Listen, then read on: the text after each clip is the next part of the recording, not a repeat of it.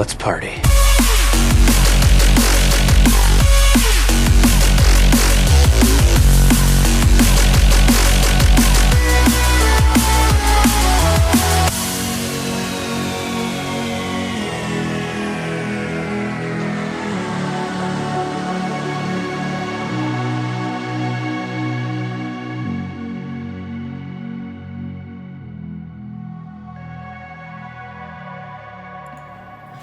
Hello, we're live. Welcome. It is time for Party Loaded. It's time for episode 232.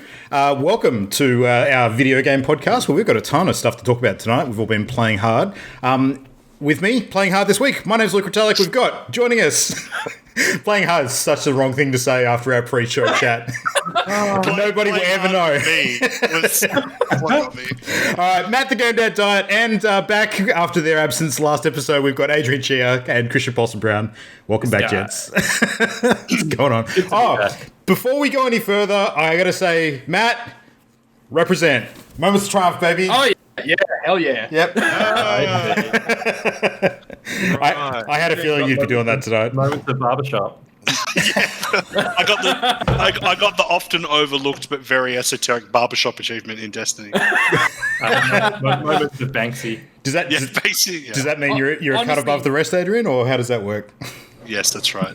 When they bring the barbershop into Destiny and we get character customization back after creating the characters, there'll probably be a barbershop achievement. Yeah. That's true. Good luck. Yeah, wouldn't surprise me. I mean, they've got other bathroom items in the game. There's a toothbrush you can pick up, like quite literally. But Christian knows that would just annoy me if there was like barbershop content in Destiny, because then it would be too popular. You'd like a barbershop group emote, though, wouldn't you? Yeah, I was just thinking that'd be cool. Be awesome. Yeah, like Guardians line up and do the whole croon thing. That'd be wicked. It'd be good if they had little boater hats and they did like a hat. That would be good. That'd be cute. One guy comes out the front like, that'd be good. I feel like emotes in a lot of games are just literally a process of elimination because so many of them get added that eventually they will have to get to shit like that, surely. Yeah. There's only so many original ideas as far as emotes go, unless you're going to go through every fucking dance move you could possibly think of. I would like more like combination emotes. I think those are fun. Yeah, they're great. 1,000 silver. Yeah, exactly. Oh, yeah. 4 million silver. Hell and they're not talking about in-game currency. They're talking about real silver. You have to send it to them. That's it. Send it to Bungie. So they can craft a throne out of it. Just Venmo that shit straight over. It's the name of the next expansion, the Silver Throne. I also wanted to kick off this episode with a little bit of good news that I received earlier today, which I've shared with you guys already, but it appears that Christian and I, as of now, are going to be launch day buddies for PS5s. So my PS5 got moved up to actual launch group instead of second wave, which is cool. So I don't know... Push down all the peasants. Like in terms of winning the lottery, like there are other things that I'd prefer to spend that karma on, because at the end of the day, that is the 1 week of the year that I'm not lacking for things to do. Let's be real. So there's a fair bit of shit. I have good news as well. That's probably around the same sort of level.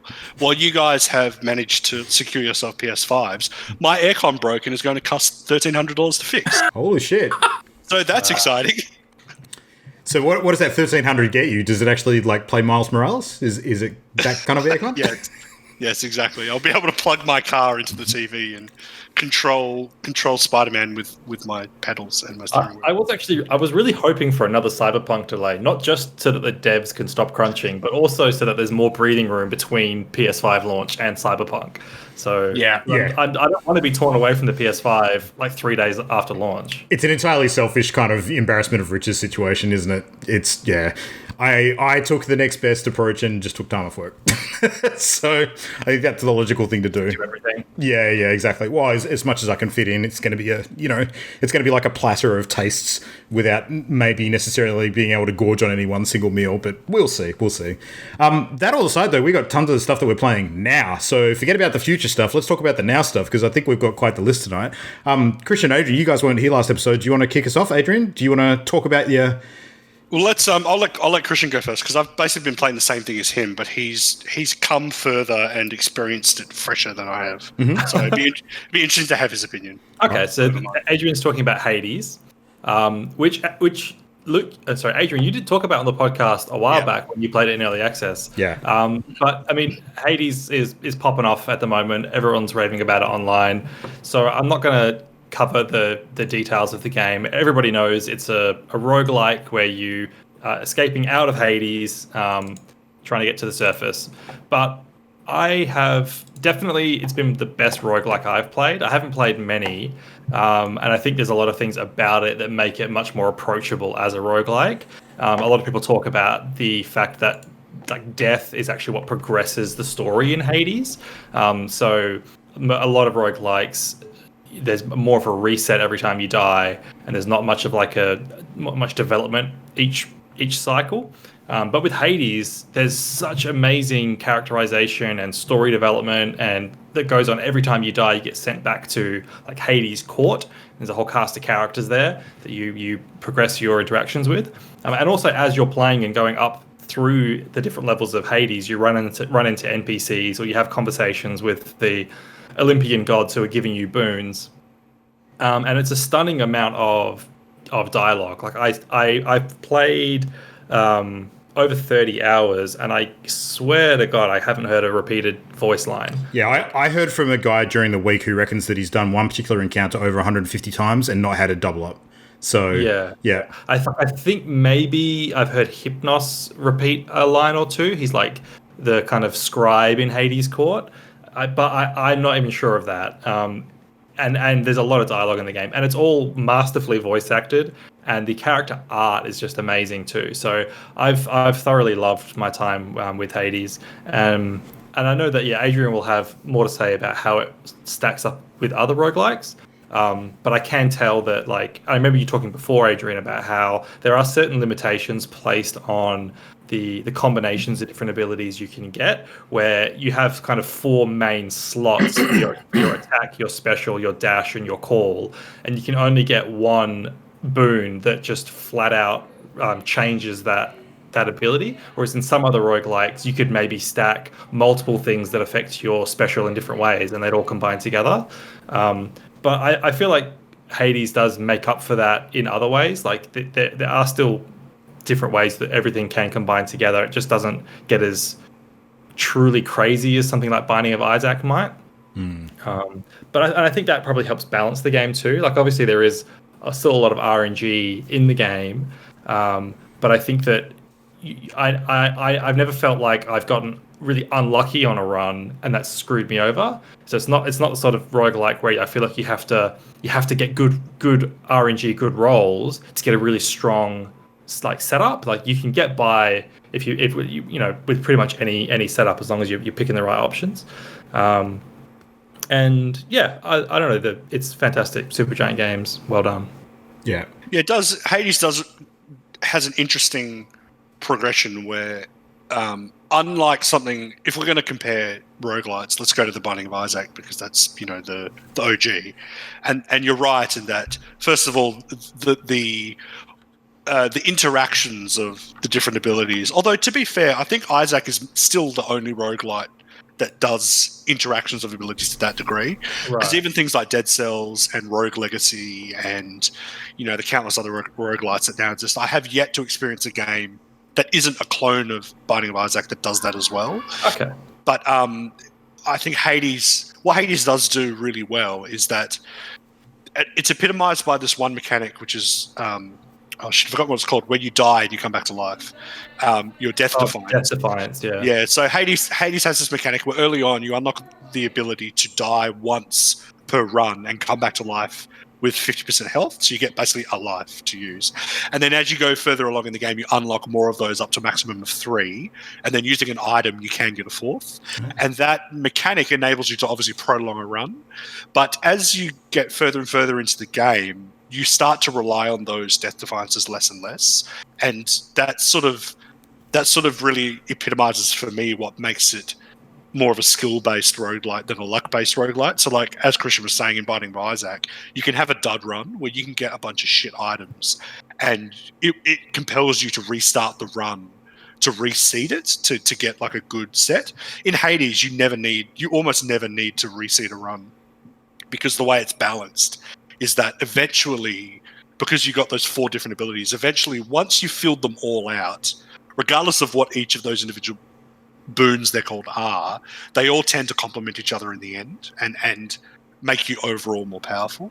Yeah. And it does mean that staying alive becomes more an issue of self-control rather than relying on what you pick up. So in other roguelites, you kind of need to be careful. I mean, the overall goal of all roguelites is to not die. So be careful, get awesome pickups. In Hades, it's almost like a fighting game mentality where you need to slow down sometimes and not just because Hades is super fast for a roguelite and you can dash all over the screen really fast. Does it have to be fast? Is there anything propelling you to go fast, or could you just you have one of your main abilities is a dash. Yeah. So yes, like it does. And that using the dash is like fundamental to succeeding. Right. Yeah. It does. You can play it slowly if you use like a ranged weapon and sit back. But not only is it boring, it's just not as effective as dashing. But what you need to learn to do is just do it properly instead of just going all over the screen and like dashing into an enemy as they're attacking you. And instead, especially when it comes to the boss fights, and it does have a bit of a Dark Soulsy sort of element to it, where once you learn the boss patterns, actually make the effort to learn the boss patterns, you don't need to rely on your lives as much. Yeah, some of like the bosses become like trivial once you learn their patterns. Yeah, that's right. Yeah. So yeah, I mean, I agree. What I find really interesting is playing it again after playing it in early access and seeing what the differences are. And really, actually, there are, from when I played it anyway, because I did jump on quite late in early access, very few differences to what exists now in the game. There's just a couple of extra mini bosses that I'd never saw before. A handful, like a sprinkling of extra enemies that I didn't see before. But apart from that, actually, one of the major things is that once you defeat the last boss, there is now an extra area that continues exposition that didn't exist in early access. Okay, yeah. So that didn't exist, which is one of the main things. And with the variety of exposition, I assume that once you finish the game, you could go in and get quite a bit of replay value with that, by the sound of it. Well, there's...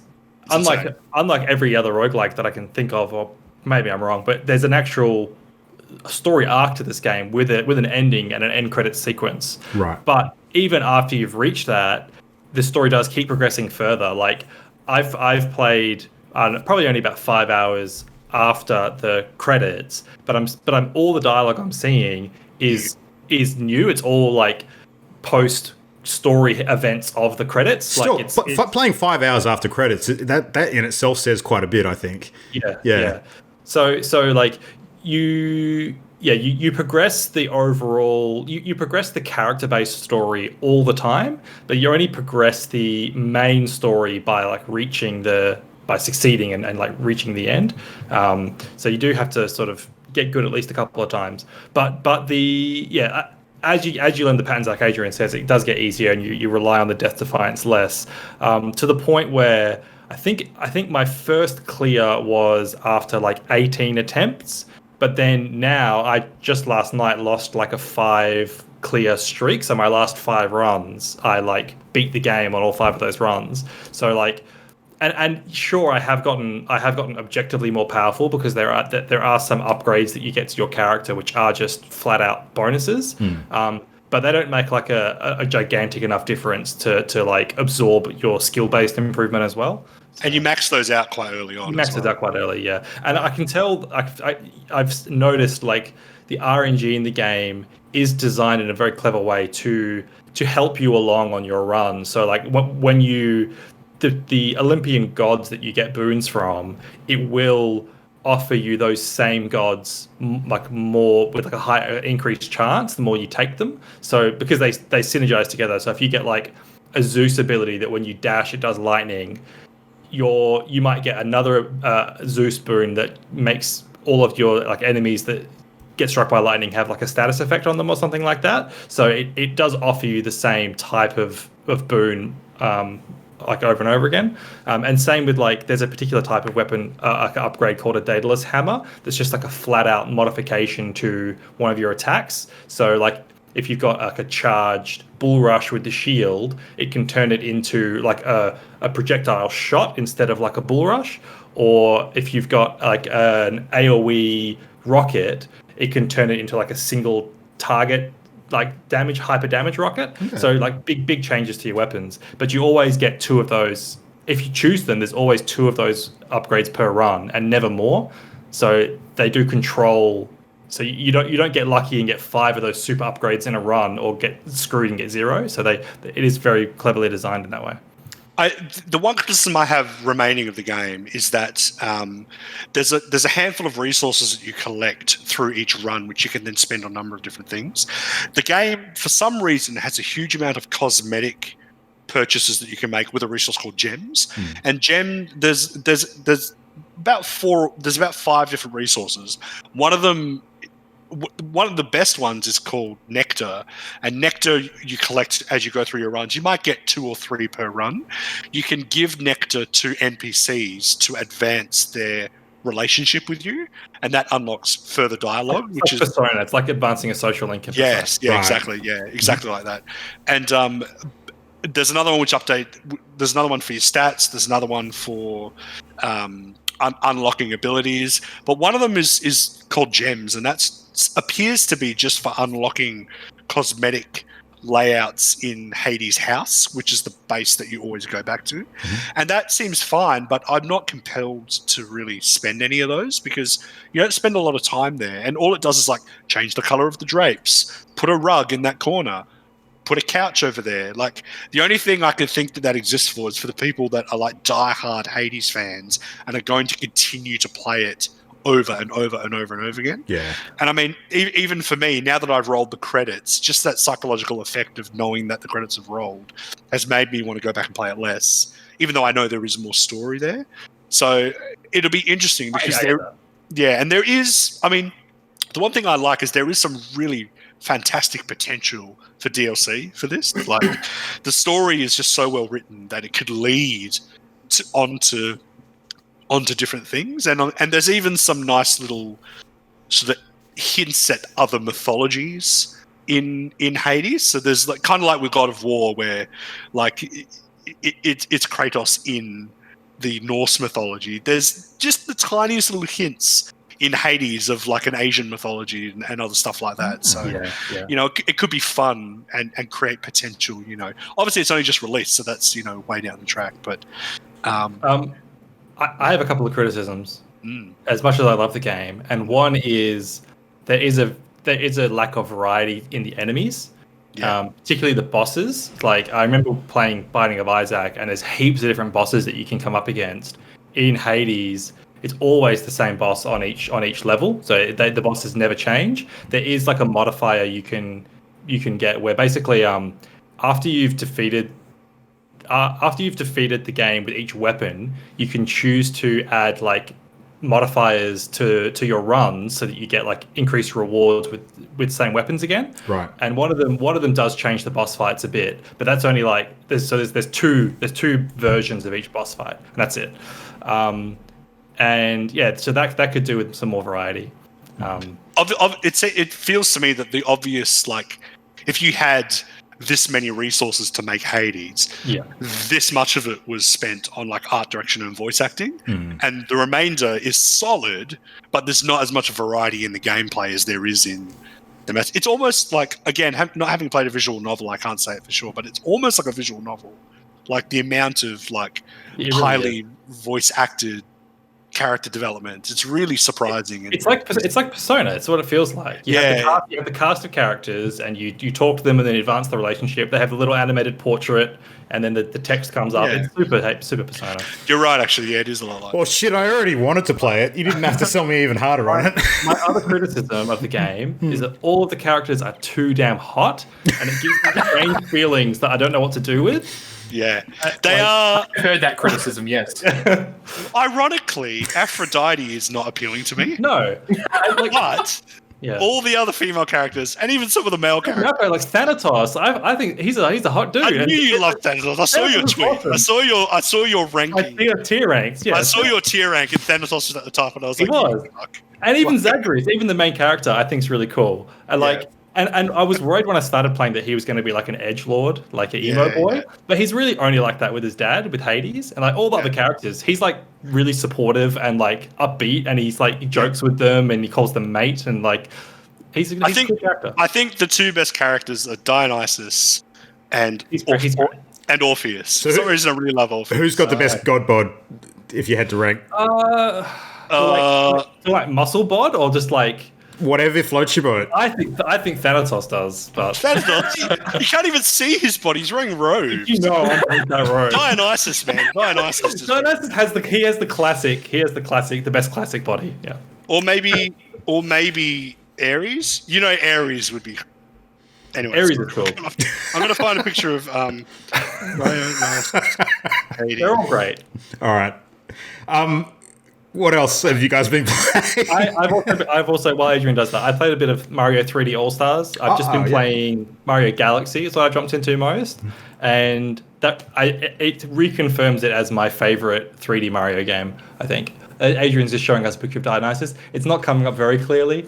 Look at him. He's kind of just like lounging with his. Turn him a little bit more, and then he'll be Dionysus. Am I right? Yeah. And he sounds like, what does he sound like? He's like David Bowie. He's kind of David Bowie-ish. A bit. He's like, hey, man. He's like a party guy. He's a real party guy, right? He's like, hey, come party with me. Like, yeah. But he's smooth. Yeah, he's smooth. Like a good wine. I'd party with Dionysus. I don't even drink, and I like that dude. Given what I know is also coming up, I think I've detected a theme for tonight's games. But anyway, you like Skelly. That's who you like. I don't like Skelly at all. Didn't you see my tier list? He was at the bottom. I saw he was. Yeah. But Mario 3D All Stars, not much to say about it. Galaxy's awesome. I like it looks beautiful in HD, and it looks gorgeous in 60 FPS. So it's a really nice experience. Nothing much to say about that. Nice. All right, Matt. Do we want to do pew-pews or waifus first? Well, see, like you talk about waifus, but I haven't actually played waifus yet. Like I play a little bit of waifus. No, I'm talking about. Do you want to talk, or do you want me to talk? Basically, I do nothing but waifus all week. Go ahead and talk about waifus. All right, I'll get to waifus. I'll talk briefly about the other stuff I played this week beforehand. So I have played a shitload of games this week. Kicked off with No Man's Sky. I actually jumped in and played through a bunch of the new Foundations content. Which basically, like, while most of the No Man's Sky sort of big updates have sort of revolved around a huge new sort of added feature, like whether it's sort of, you know, horror ship or living organism ships or something, or you know, subnautic kind of, you know, contraptions, you know, underwater vessels and that sort of stuff. This one was kind of like, the Foundations is pretty much like true to its name. It was going back to all the basic stuff that you kind of take for granted in No Man's Sky from the very, very beginning, and just making it even wilder and bigger and better. And that's like all the sorts of variety of flora and fauna that spawn on the planets, some of the basic stuff like the UI, just changing some of the more crazy elements that were originally shown in some of the early sort of development footage, which didn't actually necessarily make it to the game. Like a great example, which I've not seen yet, is giant sandworms, like sort of, you know, erupting out of the ground and sort of coming down sort of Dune style. So checking all that out, I got to say that the general gameplay stuff, particularly to the quest structure and the UI, is really tight now. I think it's way better than it's ever been, and it's made the game like a hell of a lot more enjoyable to play. And this time around, I've gotten a lot more into the base building side of things and actually sort of setting up full-on factories to automate a lot of the resource gathering process, which has been fun. They've ramped up that quite a bit. I did stumble across a volcano planet, which was kind of fucking cool. So running around that, like, there's areas of the ground that just spontaneously erupt into fire that you have to navigate around, which wasn't a thing that I'd seen anywhere before. And the volcanoes themselves look really awesome. So there's some good shit out there. I was really enjoying it. So, are there any robot planets like Cybertron? There are. I have come across things like that, but the creatures themselves are not. There's creatures that sort of skin looks metallic, but I don't think you could classify them as proper droids or robots or androids or anything like that. They're kind of... I remember coming across planets that are kind of Cybertronian in that they like are made of metal. Yes. And like the living things on the planet are like metal spheres, like sentient spheres. Yeah. But no like robot, no like, you know, arms and leg robots. But there are some like biomechanical looking worlds that I saw. Yeah, you can definitely come across like sort of wire and metal sheet looking forests, like these weird kind of organic but metalish looking trees and stuff. It's cool. So, like, I mean, given how long it's been out now, I just think No Man's Sky, while it took a while to get there, it's a really fucking good game in today's day and age, and sort of stands toe to toe with a lot of those similar kind of experiences, just depending on what particularly floats your boat. So. The other thing that I cracked into this fortnight was one of the to-do games on my list leading up to end of year and our sort of discussions that link to that, and that's the Final Fantasy VII Remake. So I cracked into that. Yeah, I'm up to about chapter 10 at the moment, so I've gotten in a decent way. Remind me, story event around then. You are basically heading towards the second reactor. Like it's around the second reactor kind of stuff. So you haven't been to you haven't done the Honeybee Inn stuff yet? No, not yet. No, I haven't done that stuff yet. Yeah. Talk to me again when you get there. Yeah, totally. I know there's a lot of stuff coming up, but like I can see already that like my memory of the original Final Fantasy VII sort of playthrough is going to be way hazier than yours was, Christian, because you played through them almost back to back within the space of the same year, whereas mine, like FF7 is a childhood game for me. Like I'm literally thinking like 20 plus years ago since I played the original. When you were a young adult. Yeah, a long fucking time ago. When I was just after I retired, I think was when it happened. So yes, lean into it. Look, there's no way to sort of say anything different. This game is freaking awesome. Like it's the cinematics, the characters, the voice acting. Kind of caught me off guard initially, especially Barrett. Like Barrett was a little bit grating at first because he seemed to be like very stereotypical African-American muscle dude. But you kind of just get used to it after a little bit, and it's still managed to like update all of their sort of interactions and chemistry in a way that makes sense, while still sort of keeping some of the Final Fantasy weirdness, if that makes sense. Like some of the conversations they have with each other have these odd sort of jarring moments where you're just like, that's not how real people talk to each other. That's how Final Fantasy people would talk to each other. It's kind of odd, yeah. But it's great. The combat is very, very cool. It's what I wish Final Fantasy 15 combat was. Totally. Yeah, I hope that now that we've actually seen that they are working on FF16, because that got announced during the fortnight, I think, I hope that the combat for that is more this and less 15. That's my big hope. What we know about 16 at the moment sounds like you're only controlling a single person. You're not controlling a party. Yeah. 16 will be more like Dragon's Dogma, more like Devil May Cry. I reckon it's the same. Cool. It's the same combat director as Devil May Cry. So yeah, don't you find it weird, like in this day and age, that the Final Fantasy franchise, which is kind of like popularized turn-based sort of combat systems like that, is going to the sort of live action sort of style, and games like Yakuza, which are the complete fucking opposite, are going the other way around. They're going into that weird turn-based style. I just think it's bizarre. But I don't know. I'm here for it. I think it's really cool. I'm looking forward to playing through the rest of it and seeing how it all finishes up. But they've definitely stretched the game out in a way that doesn't feel stretched. Like if I played the original after playing the remake, I'd be struggling to think what they've added, because it all seems like it fits. Like it all seems like it should be there. So and I've already spent like a good 20 hours, I think. So there's a lot to do. There's heaps a lot to do. Yeah. The combat system is really clever. Hey, how it does blend real time and turn based, like the way the ATB system works, and then how you can pause, and then you can just pause and then switch to another character, do their ability, and then go back to the character you're controlling. Yeah. It once you get a hang of it, it does flow really nicely. It's wicked. The only thing that I struggle with is when height becomes a factor, like particularly when you're fighting some of the hovering little drone creatures, and actually getting up to sort of hit them in the air is painful sometimes. There's certain attacks that do it much better than others, but and you have to be on the ball with the locking on with that stuff too. But using Barrett. Yeah, Barrett. Yeah, absolutely. So that's cool. Destiny stuff aside, which I won't talk about because there'll be plenty of Destiny talk in the next couple of months, I'm sure. I want to talk about the other game that I picked up instead of Hades, because I was very close to grabbing Hades, given how much was going on about that. But it turns out Hades isn't the only game that's exploding around the internet at the moment. There's this other fucking game that's come out, which was introduced to me first by our friend Simon as Breath of the Waifu, which having played now, I completely understand why that's the moniker. It's Genshin Impact. So now, how do I describe Genshin Impact? Genshin Impact, yeah. Go ahead. Can I just say one thing? Before you get into it, I had only been exposed to this game over the last couple of days, and my first knowledge of it was an article where the game developers talked about how they targeted otakus when they made this game. Their company subtitle is Tech Otaku Save the World. Yeah. It's like their company name. MiHoYo, yeah. So it's made. This game is basically Christian bait. And I don't mean the religion. We'll get into that. We'll get into that. I want to hear Luke's thoughts. Yeah, let's hear it. There are aspects of this game that are bait for all four of us, believe me.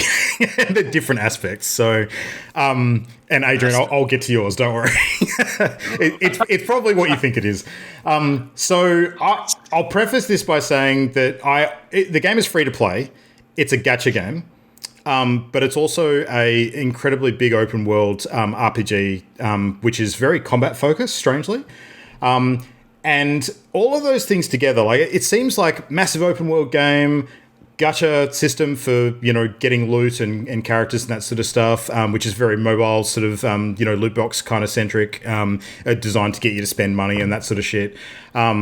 Anime for days, all that sort of stuff. That all being said, as a free-to-play game, it is astoundingly good. It is fucking awesome, actually. And the thing that actually prompted me to try it more than anything else is that I saw that there was a lot of Destiny content creators that I watch, videos that they put out on YouTube, that in this sort of lull between the end of this season and the release of the expansion, they have been looking for stuff to do content for, and a bunch of them have picked up this game and started doing a lot of videos for it. And I thought, this actually looks really fun. And strangely, there's actually some things that's got in common with Destiny, particularly with some of the loot systems are kind of, they do similar things. But the Breath of the Wild comparisons are fair to a point. They're fair when it comes to the way that the entire world looks, like the actual sort of scenery and the 3D nature of the terrain, especially, combined with how you traverse it, because you have a stamina system that's very similar to Breath of the Wild in that you've got the bar on the side and you can pick up things during the game that sort of increase your stamina, and it increases your ability to sort of, glide for longer, climb stuff longer, all that sort of stuff. And the physics feel just as good as Breath of the Wild for all that traversal stuff. Probably, maybe even better, actually. I think the physics might be a little bit more polished. The entire game is polished as fuck. Like, it's really, really good production values. The anime artwork is phenomenal. They've got a ton of cutscenes that are just really, really cool. Like watching, full-blown sort of, really wickedly choreographed, like anime fight scenes and stuff. You get that sort of stuff quite regularly. The moment-to-moment combat is as fun as any of that kind of combat I've done in any other game. Like it's very element focused as well. So you've got 6 main different elements with all your characters in the game. And the way that you synergize your elemental abilities in combat is key, because pretty much every enemy you come up against will have some sort of elemental effect as well. And there's some of the sort of obvious ones, like if you're fighting something that's like hydro, hitting it with electric powers is obviously going to do well because you'll be able to electrify things around it and stuff like that. But it comes down to the environment too. Like if you're fighting in a water puddle, it'll electrify the puddle and hit stuff nearby. You can actually use the environment to put effects on things as well. And there's additional ones that almost every element sort of interacts with another element in some way, but the way they do is different. So, water plus cryo, it'll freeze your enemies. Electric plus fire overloads them and does extra explosive damage, that kind of stuff, and it changes for every combination. So the 6, I believe, are hydro. There's animo, which is basically air. Wind. Yeah, wind. There's fire. There's like an earth one, which is like geo something. Electric, and have I said cryo? Spirit might be the last one. I'm not sure. Yeah. So I'm pretty sure the 6. Yeah, that makes sense. But the other thing that makes this game really different is that it's not single character based. Like, you actually have a party of 4, and it's designed so that you can moment to moment switch between them. So you can actually be similar to FF7 in that way. Yeah. It actually, super like that. In a way, except other characters aren't physically present at all time. Your avatar flicks between the character. Every character also has like a special ability on cooldown and an ultimate ability on a longer cooldown. And they the cool thing is too, because of the switching nature of each of them, you can literally dump your special and your ultimate, switch to another character, and they get the benefit of it. So particularly with things like, there's one character that I'm running at the moment that has like a fiery halo that sort of revolves around her like a sort of protective damage dealing sort of nimbus. You pop that, and then you switch to another character that actually gets synergy with when the enemies are on fire, and just go to town. Like, it's wicked, the combinations you can do. I think the combat's actually better than FF7 in that respect. Like, it's just the combos are more fun. And it kind of reminds me of if you ever played Breath of Fire 3, I think it is. It had this mechanic where if one, that was a classic RPG turn-based, where if one character cast water and then the other character cast earth, it would create like a mudslide. It would cast like a third spell and make a mudslide. Yeah. So you could it had like a recipe kind of system with spells where you could like mix and match them and create new effects. Yep, totally. The weapon types also factor into your combat style as well, because you might come up against enemies that have like wooden shields, for instance, and you can set them on fire to destroy the shields, and that gives you an open slather to sort of hit them. But sometimes you come up against enemies with like rock shields, and none of the different sort of powers might work as well as just taking a heavier sword like a claymore and just shattering the shields with it. So the different weapon types really play in there as well. Like, it kind of, strangely, the game ticks almost every box. Like, the art is phenomenal, the animation is phenomenal, the music is really, really good. The sound mixing for all the character stuff is great as well. The music is something else that's very Breath of the Wild inspired. Yeah, absolutely. Kind of like twinkling like guitar that they have. Yeah. Totally, yeah. And it's not overbearing in a way that you get sick of either. The massive open world, and it is truly fucking huge. Like, I've not explored much of it at all. A couple of really big advantages with the way that they've done it is, number one, there's no unused space at all. Like, every single part of the world, you are constantly finding surprises and hidden shit, and there's puzzles literally everywhere. So, the kinds of puzzles that you'll see in Breath of the Wild shrines, for instance, that is in the game, but everywhere, like literally across the entire overworld. And it has sort of shrine-like things on top of that as well, called domains, which you go into, and they're kind of like the Breath of the Wild shrines, but they're a little bit more combat-focused. So there's that as well. But it's almost like a loot game too. You're picking up loot fucking constantly. Like, it really scratches that itch that you get when you play like a Diablo, and you're just constantly getting cycling through loot.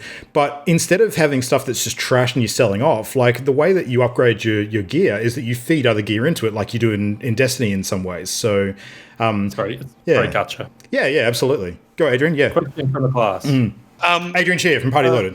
Mr. Italic, Mr. Possum Brown, how dangerous is the gacha mechanic in this game? Like, great question. Do you need to be careful of the gacha mechanic?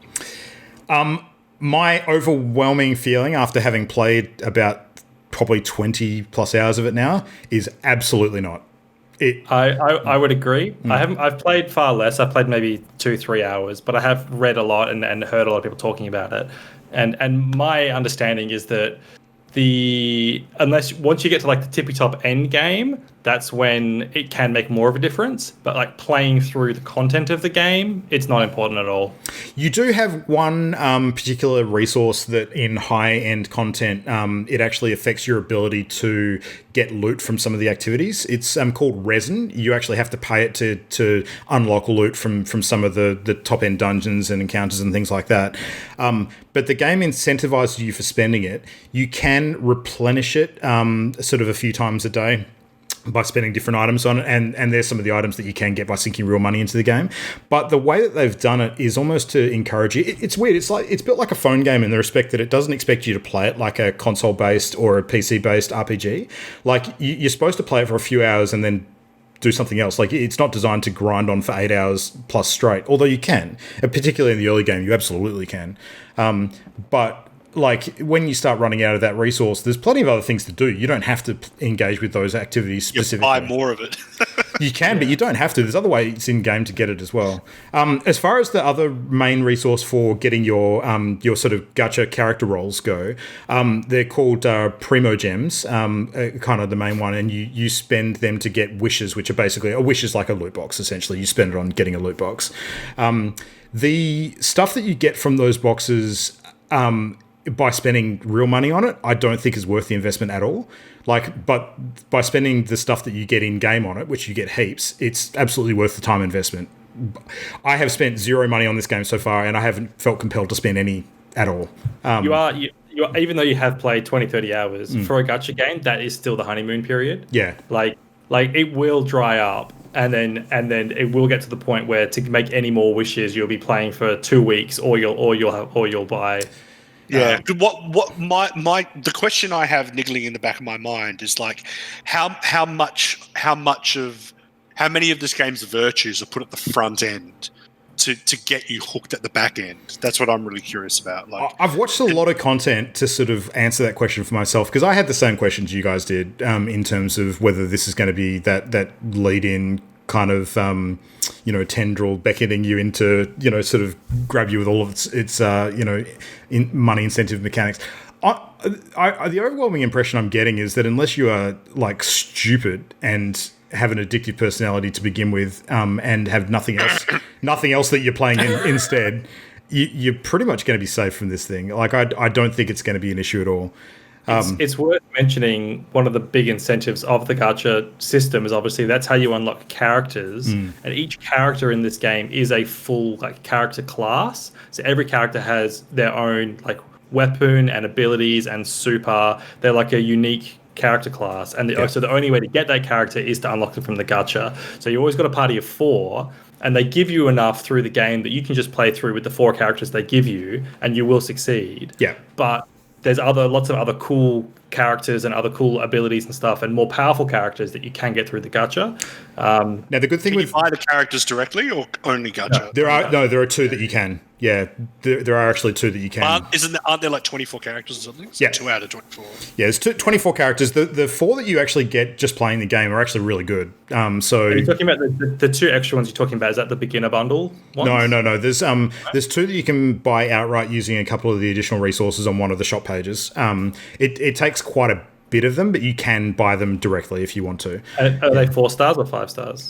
Pretty sure they're both 4. Yeah. So all of the characters are either. Yeah, well, yes and no. Like, some of them, absolutely. Or every single character in the game is either 4 stars or 5 stars. As a general indicator, there's a smaller number of 5 stars, and they're some of like the really popular characters in terms of them being really, really good. I got extremely lucky in that in my second and third pulls on the wish system, I actually landed 2 5-star characters.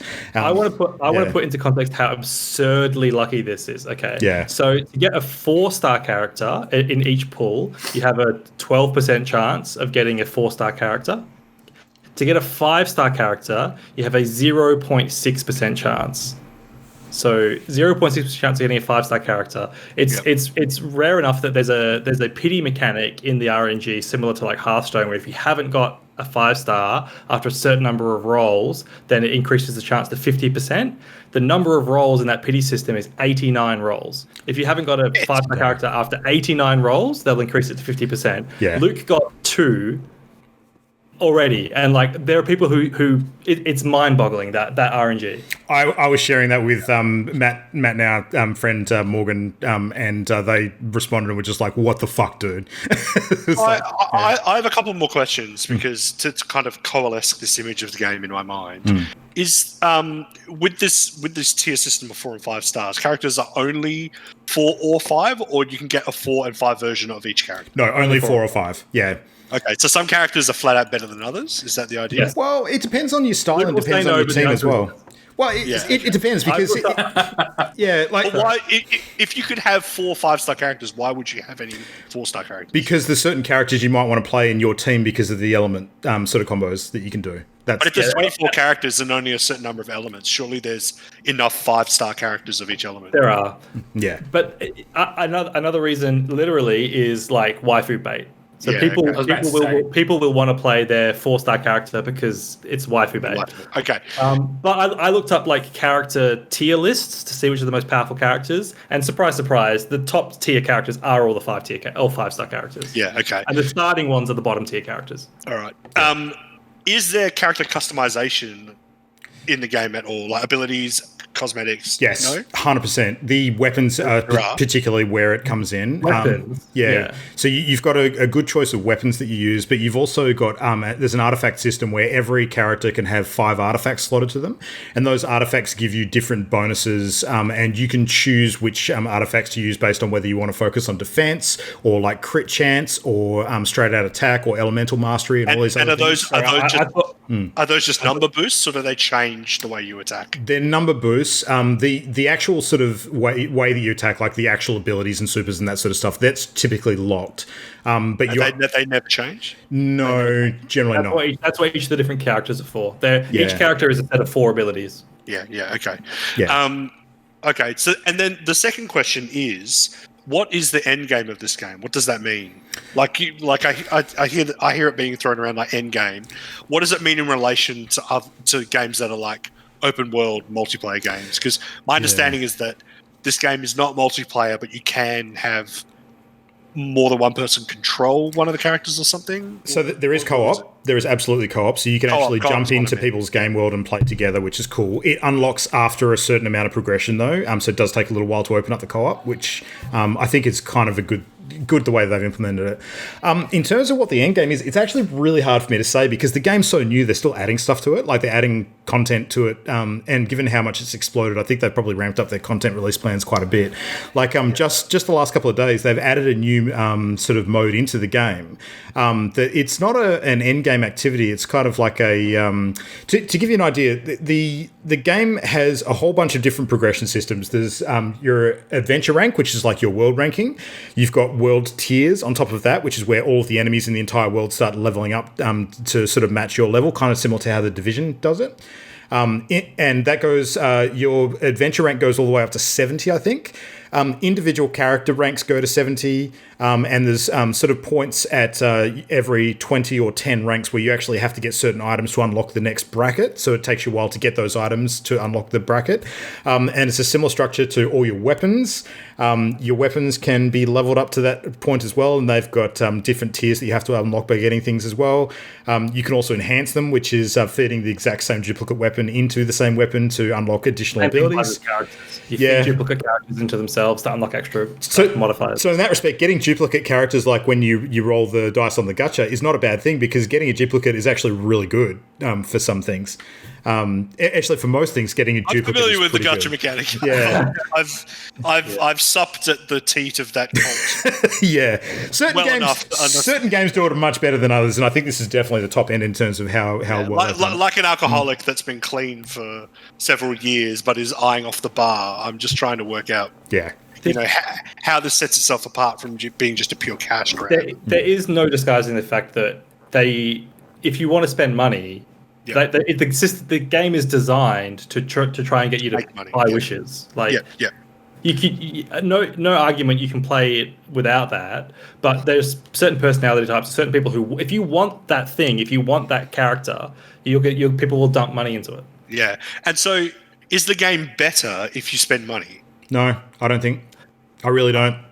I don't think so either. I haven't played much, but from what I understand, I don't think so really. Okay. I think it's if you want that thing, but it's not you need that thing. Yeah. Okay. And then what is like if there's no cooperative element to it, is the point of having the best thing from the gacha purely the solo benefit of using it in the game? Yeah. Pretty much, because there's no like bragging rights to it, right? Well, some of the activities being focused around co-op, like this new activity they just added this week, it's It's a little bit different, but it's almost Gambit, like a non-PvP version of Destiny's Gambit, like where you're sort of killing enemies, getting sort of these elemental motes and dumping them in a machine. Like it's actually very similar to that. And to be better at things like that, I guess, there's some incentive, but it's not PvP at all. Like there's no PvP currently. A lot of the trial-based sort of encounters later on are time sensitive, so you've only got a certain number of seconds to kill everything in a room or on a floor and that kind of stuff. So there's a bit of incentive to continue getting better in that respect. But because there's no PvP, and because the game's not inherently focused around multiplayer, I think it's primarily a single-player game. I just don't see it having the same drive. Yeah. Are there other single-player games with gacha? I'm just apart from mobile games, because I'm having trouble wrapping my head around gacha being in like a single player game. I don't know, the same company, their previous game Honkai Impact was similar, but other than this company, I can't think of any others. I don't see a lot of differences to loot boxes in your conventional Western games in a lot of respects, but the big difference being that this stuff is built into the gameplay mechanics. Like you're getting items that you can use in the gameplay as opposed to just cosmetics. So that's maybe where the key difference lies. Yeah. I have a few criticisms that I want to rattle off. One is there's no oceanic servers, and for some weird reason, the American servers are actually the best ping for us. They seem to be. So, and that sucks because my ping is like 230 milliseconds to America. I thought, I'll switch to Asia, it'll be better. Asia was like 350. So that it's annoying that there's no local servers, but the fact that it's PvE makes that not as bad. Yeah. I haven't experienced any lag yet, really, at all, and it's not sweaty PvP. So yeah. The controller mapping sucks balls. I hate the controller mapping. They've mentioned that they're going to be adding mapping to the game. That's good. What are you playing it on, Christian? I'm playing on PC, but I'm using Xbox controller. Oh, actually, word of warning, because there is one other very important point too. You can play this game on mobile. So it's entirely playable on mobile. It's on PS4 and PC as well. My advice is don't play the PS4 version. And the reason for that is because there's cross-save and cross-play between mobile and PC. PS4 is in its own walled garden. So I think for that reason, PC is going to probably be miles ahead in terms of popularity. Totally. Can you use a PS4 controller? You can? Yes, you can, yeah. It's one of those games where you'll want to do your daily login. And so if you're playing on PS4, you can't just whip out your phone and do your daily login. Whereas if you're playing on PC, you can just check in on your phone if you want to. But so at the moment, the controller mapping sucks, but that's good to hear they're going to improve that. Another thing is the game's capped at 60 FPS, which is annoying because it's not a big deal, but I would just like to be able to experience it in uncapped frame rate because it does look gorgeous. Some of the world textures are a bit low, but the character models are fantastic. And I do want to add as well that this game is so anime. It's like moe anime, right? So it's hyper cute. Everything's hyper cute, and that it's it's a turn off for me. I don't like that style. Like I love anime things, but this full moe approach. I like stuff with a bit more stylist, like a bit stylistic, a bit edgier, I guess. I don't know. Like, I was debating whether to play it on PS4 or PC, and one of the decisions for me too is that I would be embarrassed to play this game. I think on my TV. On the TV, yeah, I can see that. Yeah, that's hilarious. Yeah, it's kind of grown on me. Like I feel the same way. It's not usually my preference in terms of styles. But it's. I just imagine that. I've gotten used to it. Son? Like, are you winning, son? It's going to happen to you. You're going to be playing on your computer. Your wife's going to come to you. Are you winning, son? Yeah. My eldest sort of walked into the room when I was playing it, and he instantly just went, "Dad, is this Breath of the Wild? Have they added women to Breath of the Wild?" I'm just like, "Yeah, how dare they?" So much you'll have to learn, son. Okay, my last question is: this might apply to Christian more than Luke because he knows you better. Should I play it? Adrian, there are fucking ice powers out the wazoo. You will love the shit out of them. But those ice powers are like offered with one hand, and like the gacha is tickling my balls with the other. So I don't want to like. I don't know. Hey, I don't know. Like, it's really hard for me to say. How do you feel about the anime aesthetic? Like, how do you... I like anime stuff. Like, if the character designs are cool, if there's like a cool ice chick or something, I could get into that. They're all just like slender, doe-eyed waifus. Is like There's cool. I don't think there's any cool character designs in it. Really, I'm going to look them up. I'm going to have a look. I know that I'm like sort of, enabler in chief when it comes to any sort of shit like this, and asking me is almost going to certainly give you the same answer every time. But the two things that I think you would really enjoy, Adrian, is the moment-to-moment gameplay, like the combat especially, and the progression systems, I think are entirely your jam. So I think you would quite enjoy them. Really? Okay, interesting. Yeah, I think you probably would like it, Adrian. Is there enough potential to play it with other people?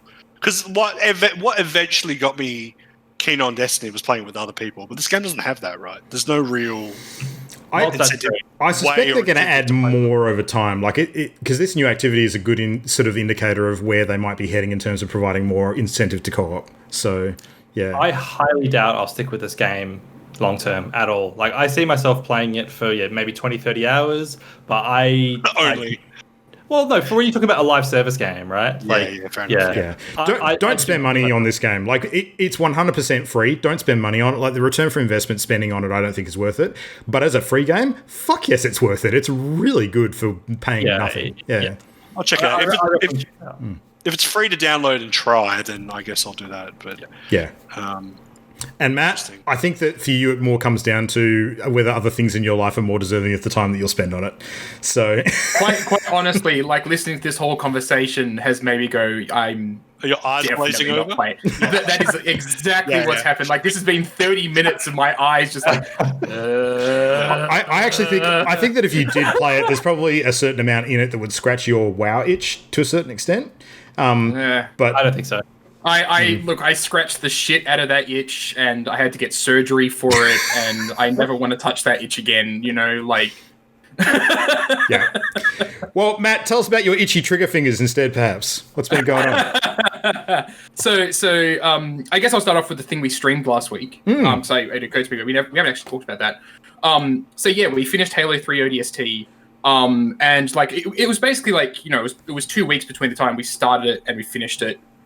But going back to it and playing it with you, I had realized, damn, I've missed ODST. And so I actually played it that weekend before we streamed, and replayed it on Legendary, finished it on Legendary, which was actually tons of fun. Like, it was cool. I really enjoyed it. As a game overall, I think I preferred it to Halo 3. But there were certain sort of high... I think Halo 3 probably had higher highs and lower lows, but ODST was consistently better. So ODST is a character story as well. Like Halo 3 has all of the cool sci-fi stuff and everything. I actually think that because I was talking about it on the stream, like tier list of Halo was hard for me. But I actually think Halo 2 is a better game than 3. But ODST for me is like up there, probably above 2. Because the characters in it are just really endearing. And like having the little stories about them is great fun. Replaying that, playing it again on Legendary, and I've actually been feeling the itch to play it again. So I've been mega tempted to actually go back and do Legendary All Skulls On, and just suffer, because that's what that's about. They call it a Legendary. It's Lasso. So Legendary All Skulls On. But yeah, so I had actually played that because I got myself a Xbox Elite controller, and I wanted to put it through its paces.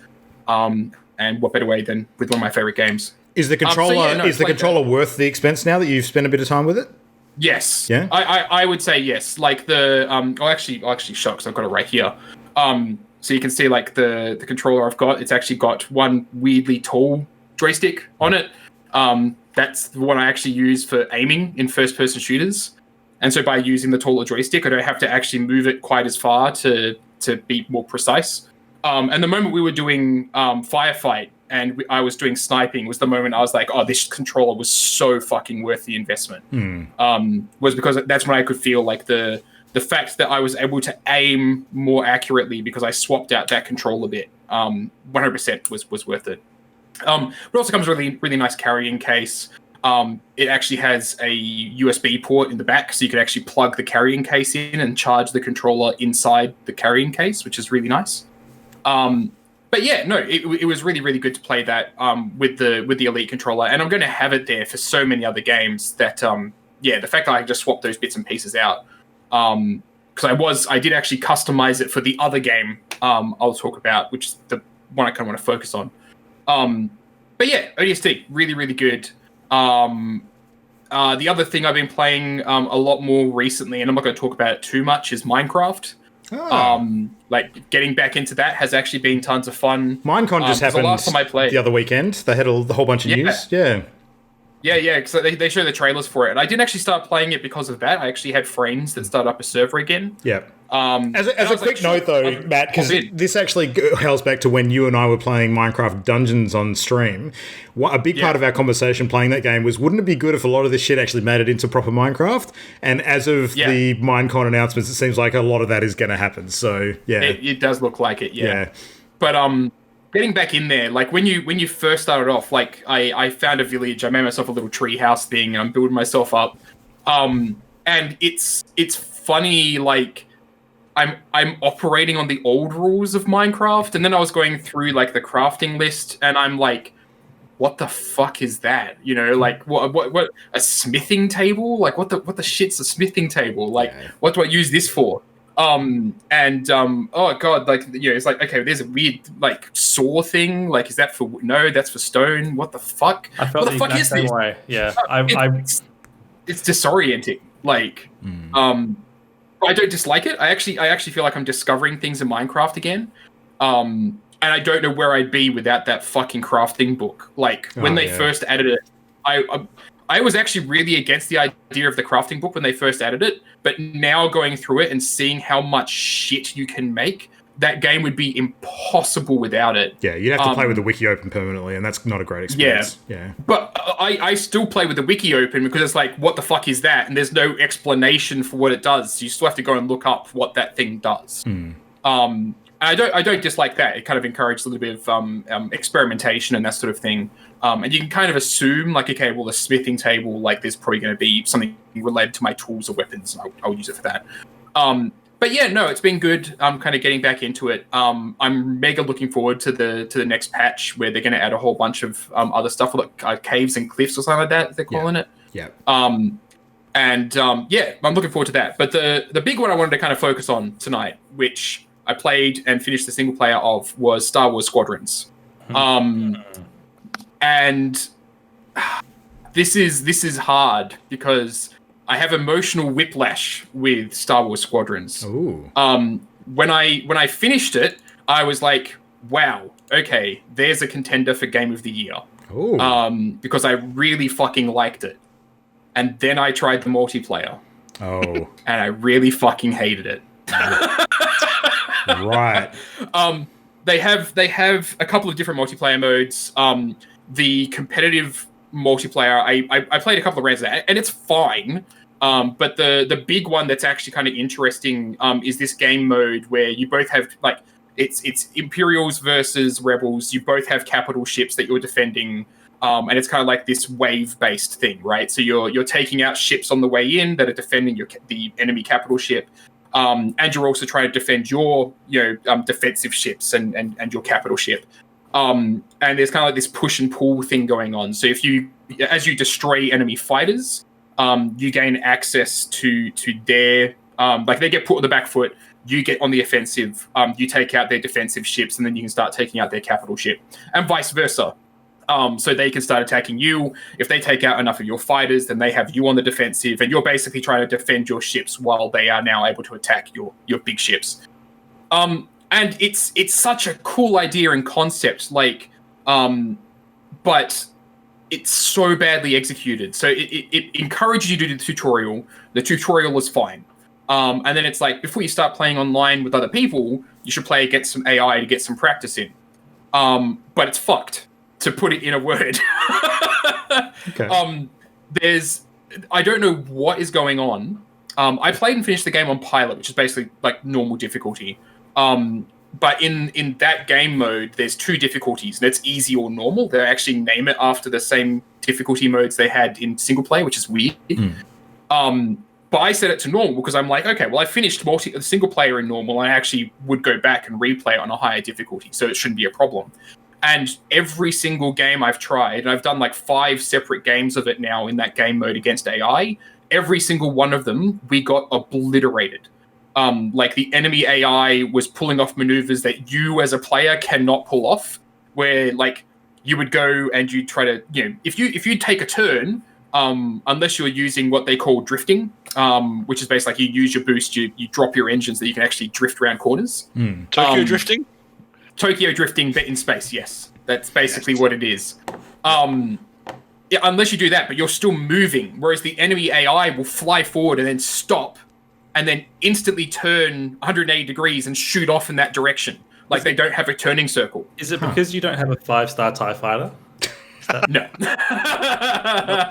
No, so the issue, and this is a theory, and I've seen other players theorizing that this is the problem.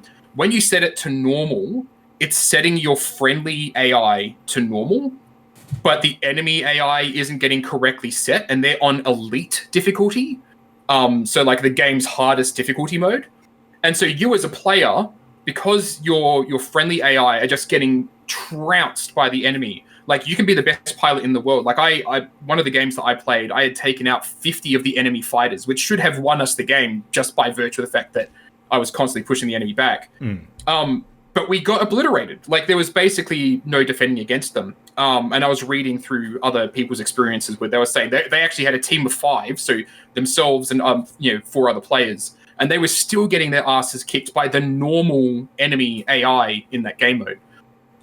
So it's broken. It's just actually broken. And your first experiences with that game mode, when it actively encourages you, before you play multiplayer, play against the AI, is with a broken gameplay experience, and it's just shit. But yeah, so that's the bad part. I kind of wanted to start off with the bad part before I get into the story stuff, because the actual single player campaign is brilliant. It takes place after Return of the Jedi, so the Empire's been stuffed up. Like they are falling to pieces. There's infighting within the Empire. Like they've all turned into like these little factions, and they're on the back foot. And you actually start the game off as an Imperial pilot, and you're it's before the actual starting point of the game. It's like a prequel type thing. Alderaan's just been blown up, and you get sent out on a mission to go and kill refugees that are fleeing the planet, basically, after it's been destroyed. Finally. Yeah. And so your commander that you're flying with, stop the space boats. he turns. So he decides in that mission, like, why are we killing refugees? Like, they're defenseless. Why are we doing this? So he goes and basically, during the course of that mission, he joins the rebels. And then when you start playing the rebel faction, you actually continue that mission from your rebel fighters' perspective, where you're assisting this Imperial that has just turned against his allies to try and protect the refugees from Alderaan that are fleeing. Can you continue the original mission? No. The actual game after that, there's a time skip. It goes to after Return of the Jedi, and you're now basically the rebels are actually not the rebels anymore. They're the New Republic. So they have the new logo and everything like that. But they're still wearing rebel flight suits, and they still haven't gotten the fleet size that the Imperials have. And it basically follows them. And it's kind of an inverse of your typical Star Wars story, where the rebels are constructing a gigantic super weapon and the Imperials are trying to stop them. Yeah, it's really cool. What, it's actually what the fuck kind of cool super twist. weapon could the rebels be building? That's I don't want to spoil it. Yeah. Okay. Like I don't really want to spoil it at all, but it is kind of it's basically the inverse of the typical Star Wars story.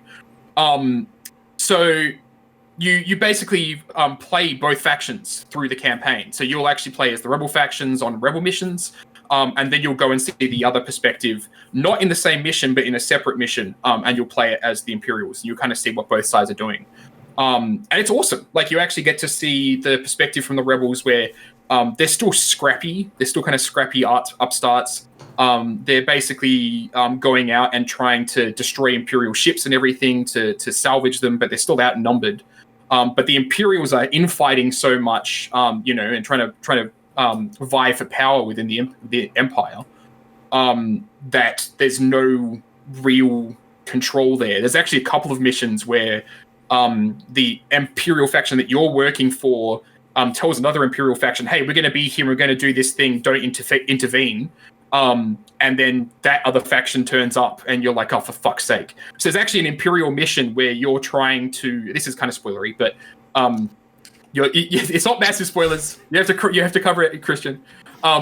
You end out, in the course of the mission, you end out defending rebel fighters. And I won't explain why.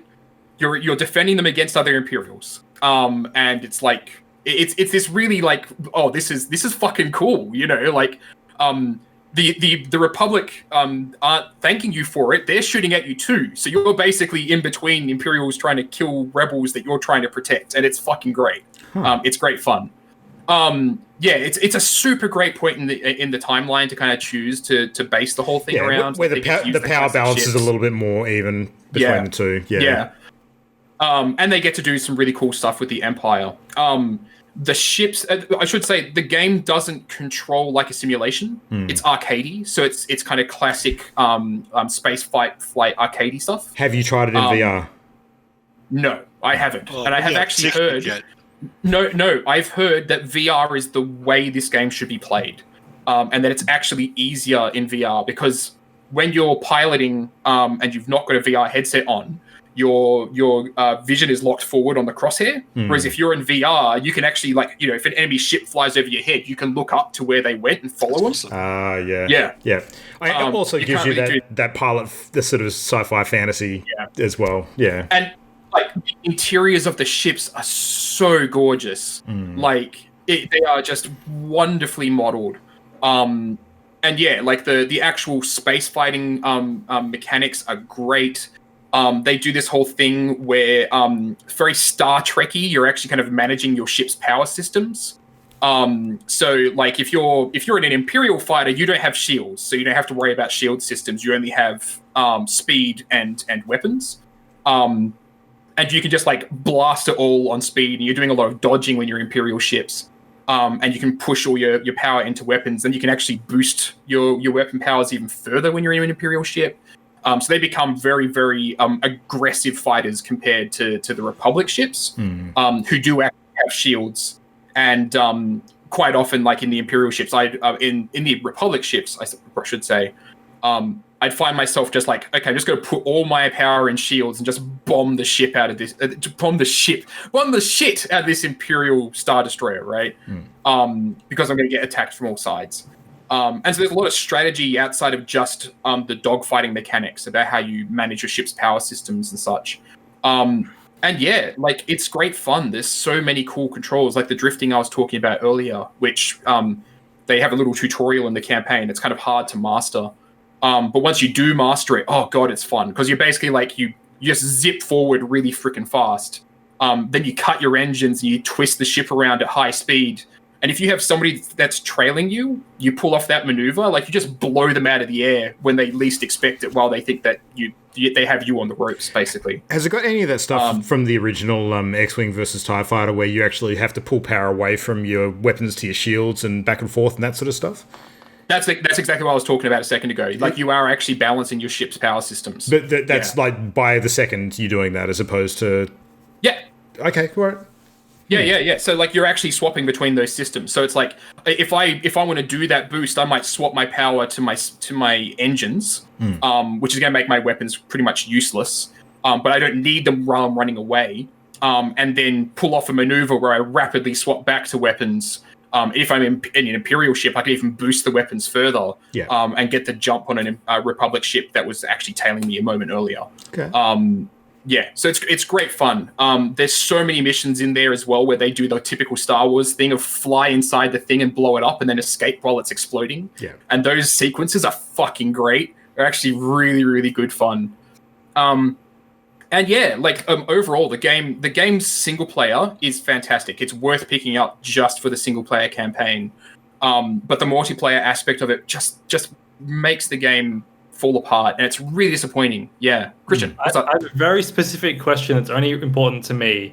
Do you need to press down on the D-pad at all in this game? No, you don't need to. So down on the D-pad turns off.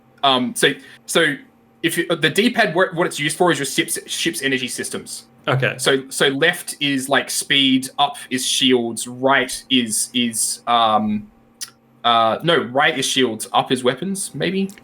Christian, that was such an oddly specific question. I don't understand it all. My PlayStation controller, the down D-pad button is broken. Yeah, and I don't want to buy a new one before PS5 comes out. So I played all the Sekiro on hard without healing. Oh god, because the down on my D-pad is broken. The fuck. So down on the D-pad. Don't worry, you don't need down on the D-pad to kill refugees. It's okay. Down on the D-pad in Squadrons resets your power to normal, so it just evens everything out. You don't need it. I basically never used it. Good to know. Yeah, the other thing I should mention, the fucking characters, because it's Star Wars Squadrons. So in campaign, you actually have a group of supporting characters, and they're great. Like, they're actually really, really cool. The Imperial faction, I didn't. None. How many? Thank God. You're going to kill the refugees. Whoopie day. No, so the Imperials should go home. Most of the Imperials are just edgelords. I don't really like them, but they have one guy named Shen, who basically never takes his armor off because it's burned onto him. He like took a few too many shots, and like he has like the whole Kylo Ren melted face mask thing going on. Yeah, really fucking cool character. He speaks very, very little. And then on the Republic side, I should mention as well, there's tons of cameos from characters from like Star Wars Rebels and that sort of thing. Yeah, I saw Wedge Antilles in the trailer for it as well. Yep. Yeah. Yeah. It's a shame Rebels worst cast of characters. So the Rebels group are great. They have a Trandoshan pilot, and he's fucking hilarious. The lizard people. Did you say it's set after Return of the Jedi? Yeah. And there are Star Wars Rebels characters in it? Yeah. That's interesting. Is it canon? Yeah. Is this game considered canon?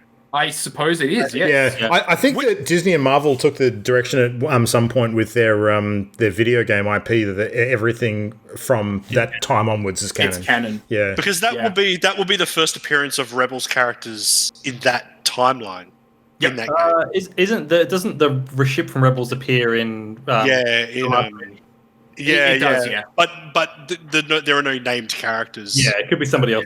Yeah. I think one of the characters' names is like called over an intercom in that movie. But so the characters actually appear in the game. Yes. Yeah. Okay. Because the pilot of the Ghost, I forget her name. Hera? She's a general. Yeah. Yeah. Hera. So she's actually a general. And she's the one that's pushing the whole super weapon project. So you see her all the time. That's kind of cool. Yeah, it's really, really neat. Like, when I was actually noticing these characters, I'm like, oh, that's cool, that's them. She is the one good character from Rebels, so that's okay. Yes, exactly. She's the only one you see. Are there any cameos from Cy Snootles, the lead singer of Jabba the Hutt's band? No. That's what we really want to know. No, Christian, there is, but you have to press down on your D-pad to get it. Perfect. But yeah, I would say, like, if you want to, if you're interested in like flight, classic arcadey Star Wars games, Squadrons is worth picking up. But don't pay full price until the multiplayer is fixed, pretty much.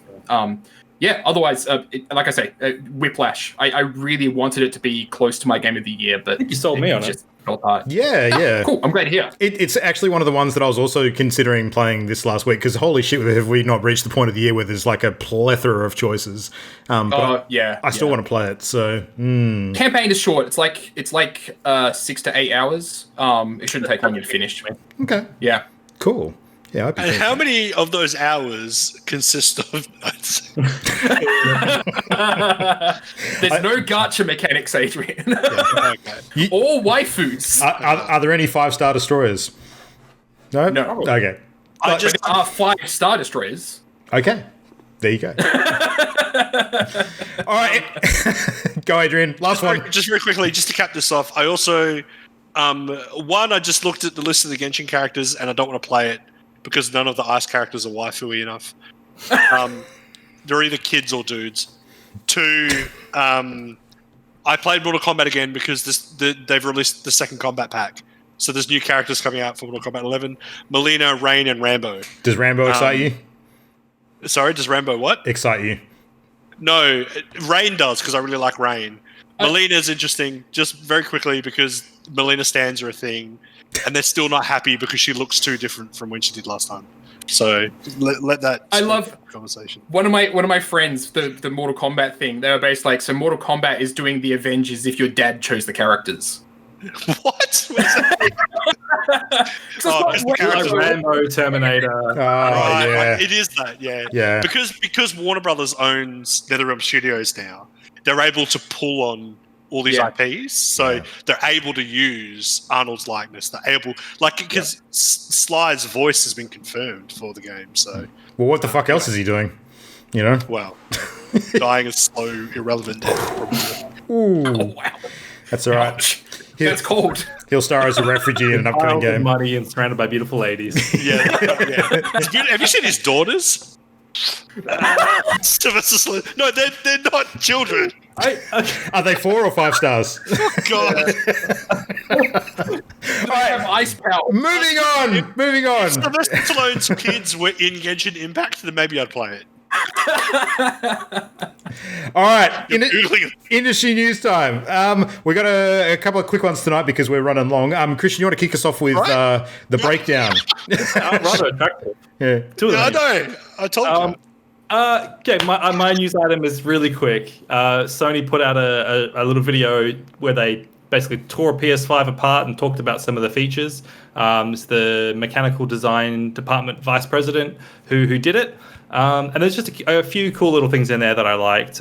One is that the actual white panels can just be removed by hand without any messing around. So that kind of opens the door to either Sony or third parties to release customizable ones or sort of themed panels. Another thing was the liquid metal. So the CPU uses a liquid metal thermal heatsink. So instead of the thermal paste that most of us would be used to, they use liquid metal, which is just cool. I'm sure there's some very technical reason why it's far superior to normal thermal paste, but it's just cool to think there's liquid metal in there. Same with the heat sink. So the actual piping heat sink is this massive base, like a baby that comes out of the thing. And they've said that the cooling is on par with a vapor chamber, which is the gold star for computer component cooling is a vapor chamber. So and early reports of PS5 have been that it does run quite cool and it does run quite quiet compared to the PS4. Who's to say whether that lasts long term, because over time things can build up and it can run less efficiently and it might get noisier over time. But one of the features that will help reduce that is that there's also little dust, or the dust that gets collected in the system. There are 2 little holes that you can actually stick a little vacuum cleaner on to suck out the dust from the internals of the thing. So rather than just having to rely on wiping off the vents, you can actually suck the dust out from the inside. Yep. I'm sure if you just got on there and just siphoning it. Yeah. With regards to the hardware breakdown too, you know it was a slow news day when that stuff came out, because I saw headlines on at least 3 different sites talking about this mysterious nut inside. Oh yeah, the nut. It's I know Matt has very strong feelings about the stand. I think it's a nice little stand.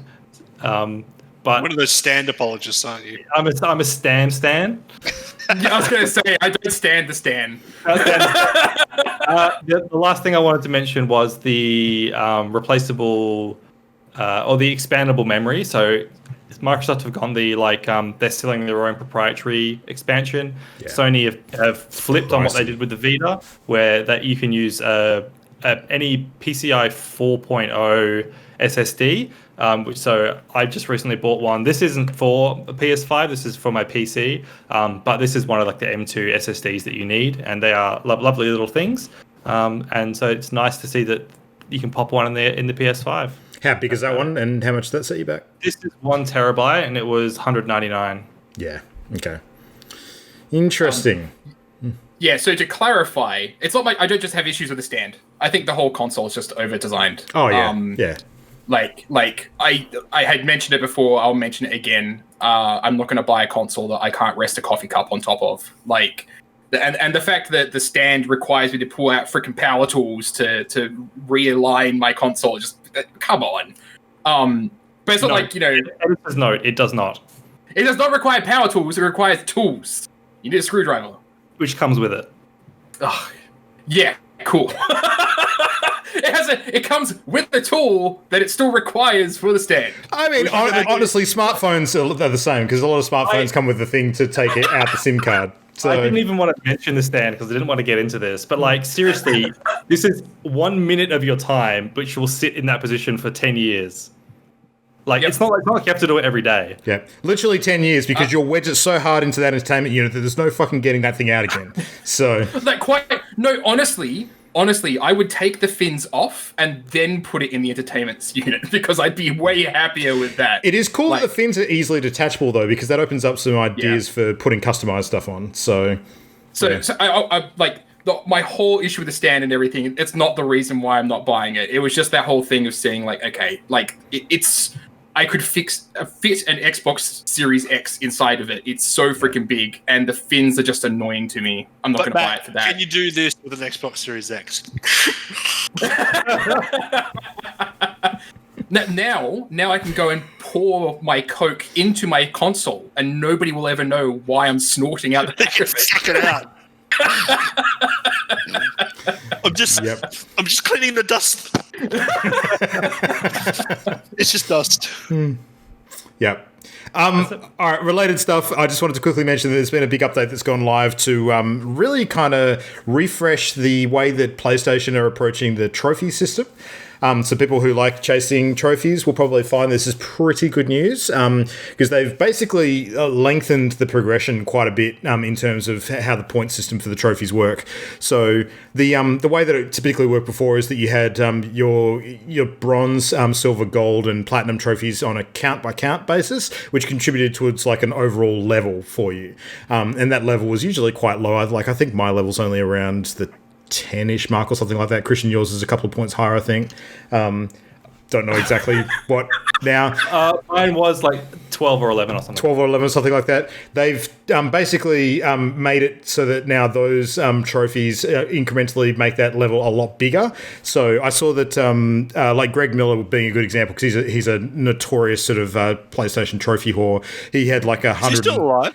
So, yeah. He had like 130 platinums or something like that, and his overall level now is something in the like 400s or something crazy like that. So mine's 250, my new level. 250. Okay, so I think it progressively gets harder and harder as they go up. I don't know what my new level is now. I suspect it's probably around the high 100 and something mark. They've weighted the types of trophies more, so like Platinums are worth a lot more now than they used to be. I think this is good in the respect that compared to the Xbox sort of ecosystem, like achievements tended to sort of count for a bit more in terms of the dopamine hit for getting sort of ticks on the sort of list of things to do. Whereas with PlayStation, it very much, for a lot of people, I think it was kind of platinum or why bother?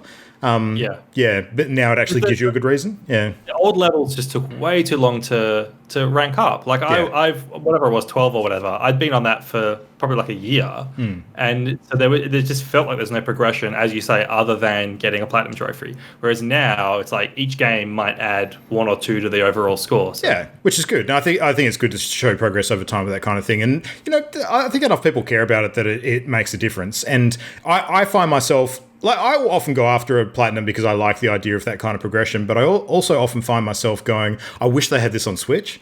Like, I wish they had some sort of progression system on Switch. That'd be just really cool. And it's a little disappointing that they don't. But I think it also is good to kind of, from a game development perspective too, I think it's fun for developers to actually highlight activities that they'd like you to try out that are maybe not as obvious during gameplay, but are mentioned in the trophy system. So it gives you a reason to go and have a crack at it. So, what platinum level is Tom Cruise? How high has he risen up? He's Top Gun. Top Gun. Nice. Good. All right. It also sort of shows that they're doubling down on trophies for the next generation too, which is very cool. I like that. So, Matt, what do you got? So Larian Studios, the developers of the recently released early access Baldur's Gate 3, called everyone basic bitches. So yeah, that's the news. Yep, because they are. Seriously though, I love that style of just you guys stuck. They released a actual developer thing where they were talking about. Apparently, they had a system where they could actually see the average of what people were putting together for their characters, and so they made the average character that people had made, and it's basically a brown-haired white dude. It was a Fallout Vault Dweller. It was default Fallout Vault Dweller.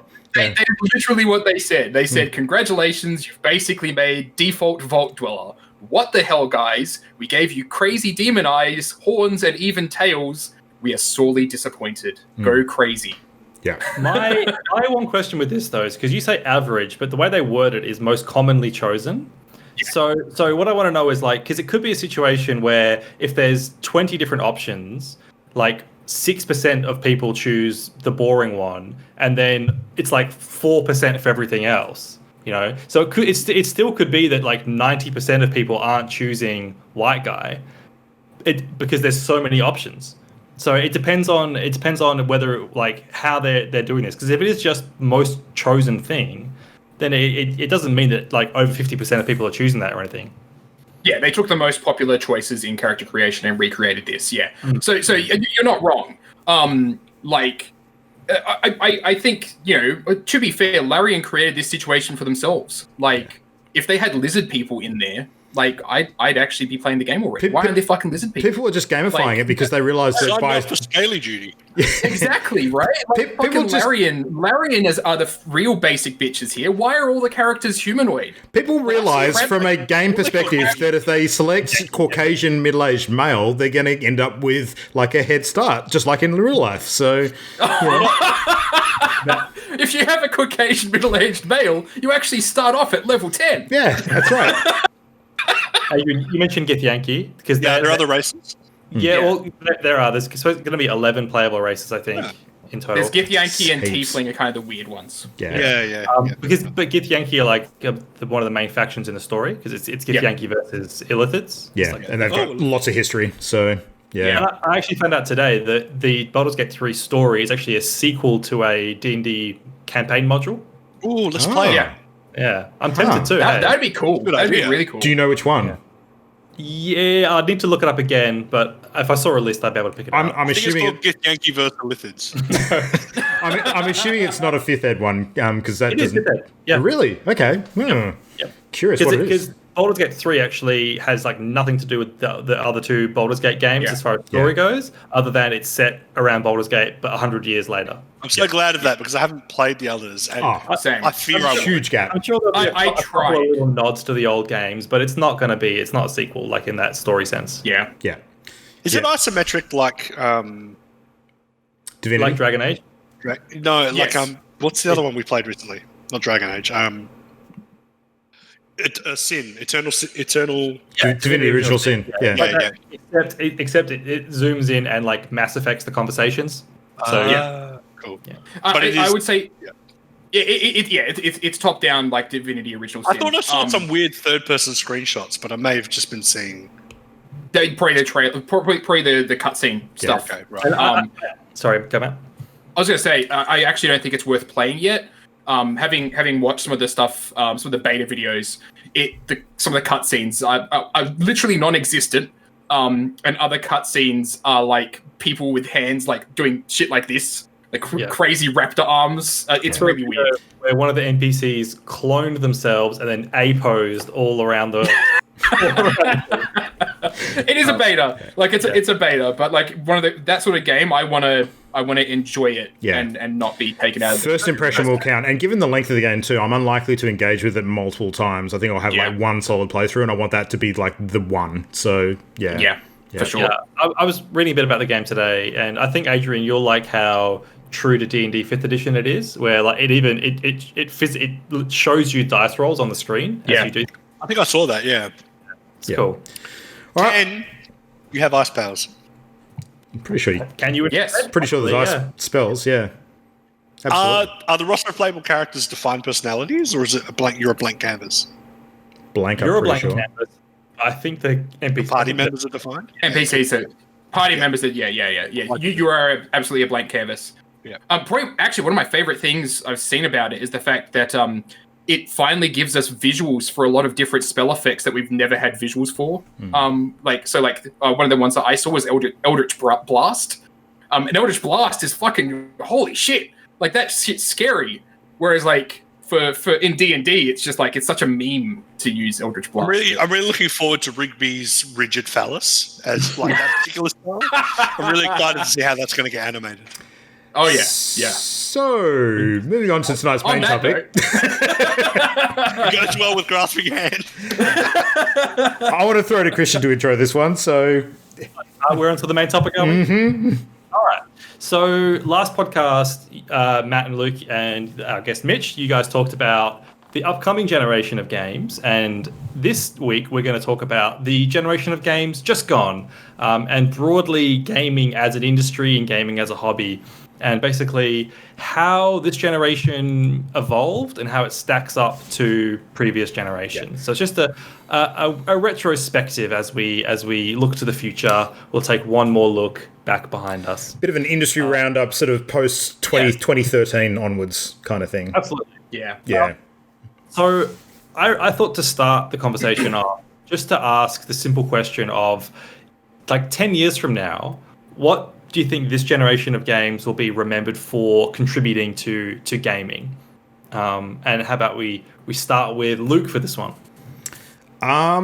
In terms of general themes of things that went big during this generation, the standout ones for me are kind of the inception of consumer VR.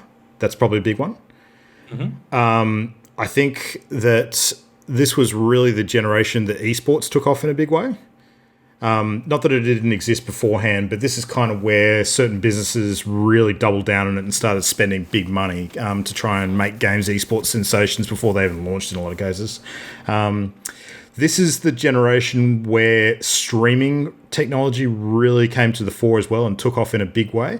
And I think that had a huge impact in games media in particular, with regards to people who work in games media, like your traditional games journalism, has very much sort of just been flipped on its head now, where a lot of people have gone independent and are creating content sort of without being linked to big organizations these days. And even games companies like developers and publishers have really switched gears into their marketing models, engaging a lot more of the fan bases through streaming activity and sort of dealing with those independents rather than sort of bigger companies, which I think has changed things quite a bit. You've had things that have been overnight sensations purely from the fact that they've gone viral through streaming. Like that's happened multiple times now.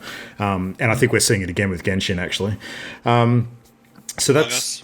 Yeah, Among Us is another great example. Like Among Us, found popularity and exploded again after being out for 2 years for no other reason that because it went viral through streaming. So, I think you can attribute games like PUBG to that early explosion as well. Fortnite probably benefited a huge amount from it because of the way that Epic engaged those communities. They actually pumped a fair bit of money into it. So you think about how big those games have been in terms of the conversation over the last few years. If that hadn't have been enabled by that shift in the way that we consume games media, it could be a very different looking landscape. So, we've had an entire sort of battle royale genre that's kind of been born from the fact that people like watching people play battle royales rather than them just being fun on their own. So those are a couple of big ones. I think there's probably some other stuff that factors into it, like the ongoing kind of loot box controversies. I think Gamergate was part of this generation as well, and that had a pretty big knock-on effect as far as things that happened sort of post 2014. The overwhelming amount of media that's been circling around workplace conditions in the industry as a whole has kind of informed a lot of people in terms of their purchasing habits. There's a lot there. Like I don't think it's just about the games. We can probably rattle off some big hitters in terms of the individual titles, but the way that the industry has changed over the last sort of 6+ years, I think it's been huge. Like it's been fucking massive. Games are now the biggest form of entertainment in the world. They've shot past cinema by an order of magnitude now, and that's becoming very, very clear with the way everything's heading. So if you could try and boil that down, right? So if we look at the history of generations, we could say, starting with the NES, that was the 8-bit generation. Then there was the 16-bit generation. Then there was the jump to 3D. Then there was the HD generation, we might say. Yeah. What is this generation in that simple package to you? If I had to give it a moniker, I'd probably call it the mass market monetization generation. Yeah. I was just about to say the same thing. Like, the first thing that pops to mind for me is spending money after you've bought a game. That's what this generation mainly pops out to me as, because games themselves haven't changed. I think, in my own experience, the way I play games hasn't changed greatly, but the way I spend money on games has changed completely. That being said, Adrian, like games that you spent a lot of time on, like there would be a number of them that are games as a service models. Yeah, you're right. Yeah. But that's a nice encapsulation. What do you think, Matt? I would literally, I have to agree. Like it's either gonna be like the loot box generation. It would be it'd be like the service generation, right? Like games have become a service this generation. They're not just something that is one and done now. There's something that gets served to you constantly moving forward. Yeah. But yeah, I do think that's kind of the overwhelming theme of the whole thing. Is just the fact that games are latching in hooks a lot more than they kind of used to back in the day. So, and like, why do we think that is? Like, why did that come about now? Go on, Adrian. I want to believe it's linked to mobile microtransactions. Like, I can't help but feel like that paved the way for us to be okay with spending small amounts of money, like pumping a game full of small amounts of money. Like, because if you do it on a phone, it's not a great leap to then do it in another game. And like, you could say that it's existed before in the form of DLC, but at least DLC was like content, or at least like it's just broken it down to smaller pieces. So before you'd buy DLC, now you can buy an individual hat. You can buy a skin for a gun. So, I mean, in a way, I guess it's giving you more choice in that instead of having to buy a DLC pack, you can buy an individual things. But I don't know, that just feels like the kind of thing you do on a phone. Like, you make a little purchase on an app, which I think translates into games now, where you just make a quick purchase in a game. And like games have storefronts now. Like, you know, they have tabs open where you can access the store while you're in the game, which I think is part of this generation. I don't think there is monetization built into the games previously in that way. It almost seems like a threefold thing that's kind of led to that, and I feel like it's World of Warcraft. People trying to capture the success World of Warcraft had. So many chased that game, like being dubbed as the next WoW killer, and none of them were, as it turned out. So and that's exactly, like, nobody's going out there and making MMOs anymore. They're making service games, which are basically, you know, they're the next evolution of what MMOs basically were. I think I know what the WoW killer is going to be, and it's called Activision. So the WoW killer is WoW. Side note, do you guys see how Amazon's game Crucible is getting closed down after like 5 months? Yeah. And then their other game is a MMO, New World. And that's like old school, like WoW style MMO. I think it's hilarious how out of touch they are, because as Matt has said, that style of MMO just does not work anymore. Yeah. You only have to look at Stadia to see how on the ball Amazon are with the games industry. Yeah. Oh yeah. No, that's Google. Google. Sorry. Google Stadia, but Amazon do have their. Yeah, they're doing their own now. But boys. Yeah. But yeah, so World of Warcraft's kind of led to the online service games. Team Fortress 2, I think, kind of led the way in like, hey, mobile games are doing the buy a thing, and so Team Fortress 2 kind of led the way in making that a system that other games adopted. And we've just kind of seen those two things kind of come together in a big way and lead to what we've got now. And I feel like almost from that, you can kind of predict what the next generation is going to be about. And I feel like that's going to be games as a subscription, which again comes back to World of Warcraft, but I think that's what Game Pass is going to kind of be. You're subscribed and then you have those services. So just a random idle thought, like as far as like a lot of the sort of games as a service model that we've seen rise up in recent years, I often wonder and I theorize how much of that is also due to the consumer fatigue with like sequelization of major properties, because I think we've kind of evolved past this point where like people are no longer as not that it's not still continuing to sell really well, because we know it is, but there's a certain amount of scorn that is dripped on franchises like your Call of Duties and your Battlefields and your like even your racing franchises and your sports ones that are kind of like just pumping out sequel after year after year after year. Some of them in way too rapid succession for us to actually give a shit about the games, because it's just going to be another rehash of what came before it. I think Assassin's Creed to a certain extent broke out of that mold because they had a couple of hits after a break, and they've kind of I guess separated them a little bit. But you've got other games too that have just, sequel after sequel, even with a bit of a gap that's given people fatigue in other ways. Like I think Far Cry is a good example of that. Like people don't tend to give as much of a shit about. But how Far can Cry you be anymore. fatigued if you don't play those games? Like because I think that you even though you don't play those games, your interest in ever playing one of those games is also reduced by the fact that there are so fucking many of those games. Yeah, I don't know how much I agree, because I think that. I think that I feel that way, and a lot of people do feel that way, but I think that the sales numbers bear out that these games still sell enough. So just step away from the consumer aspect of that for a second. I think it's also from the development perspective. When you've got companies that are effectively sort of hitting the reset button every time they start work on one of these new sort of titles in a long-running series, and it's not always a hard reset on everything, and in some cases it's different studios that are picking it up as well. So there's a bigger gap than we see behind the scenes because different people are handling each one. But even so, like I think they've realized the benefit of, instead of pumping out say 4 games over the course of 6 or 7 years, if they're able to have like a couple of games that have a really long lifespan that they can continue iterating on and having a source of revenue from, instead of I guess releasing so many different entries for, that's an infinitely favorable model for a lot of different reasons. So I don't know. It's just cynical thinking out loud. Yeah.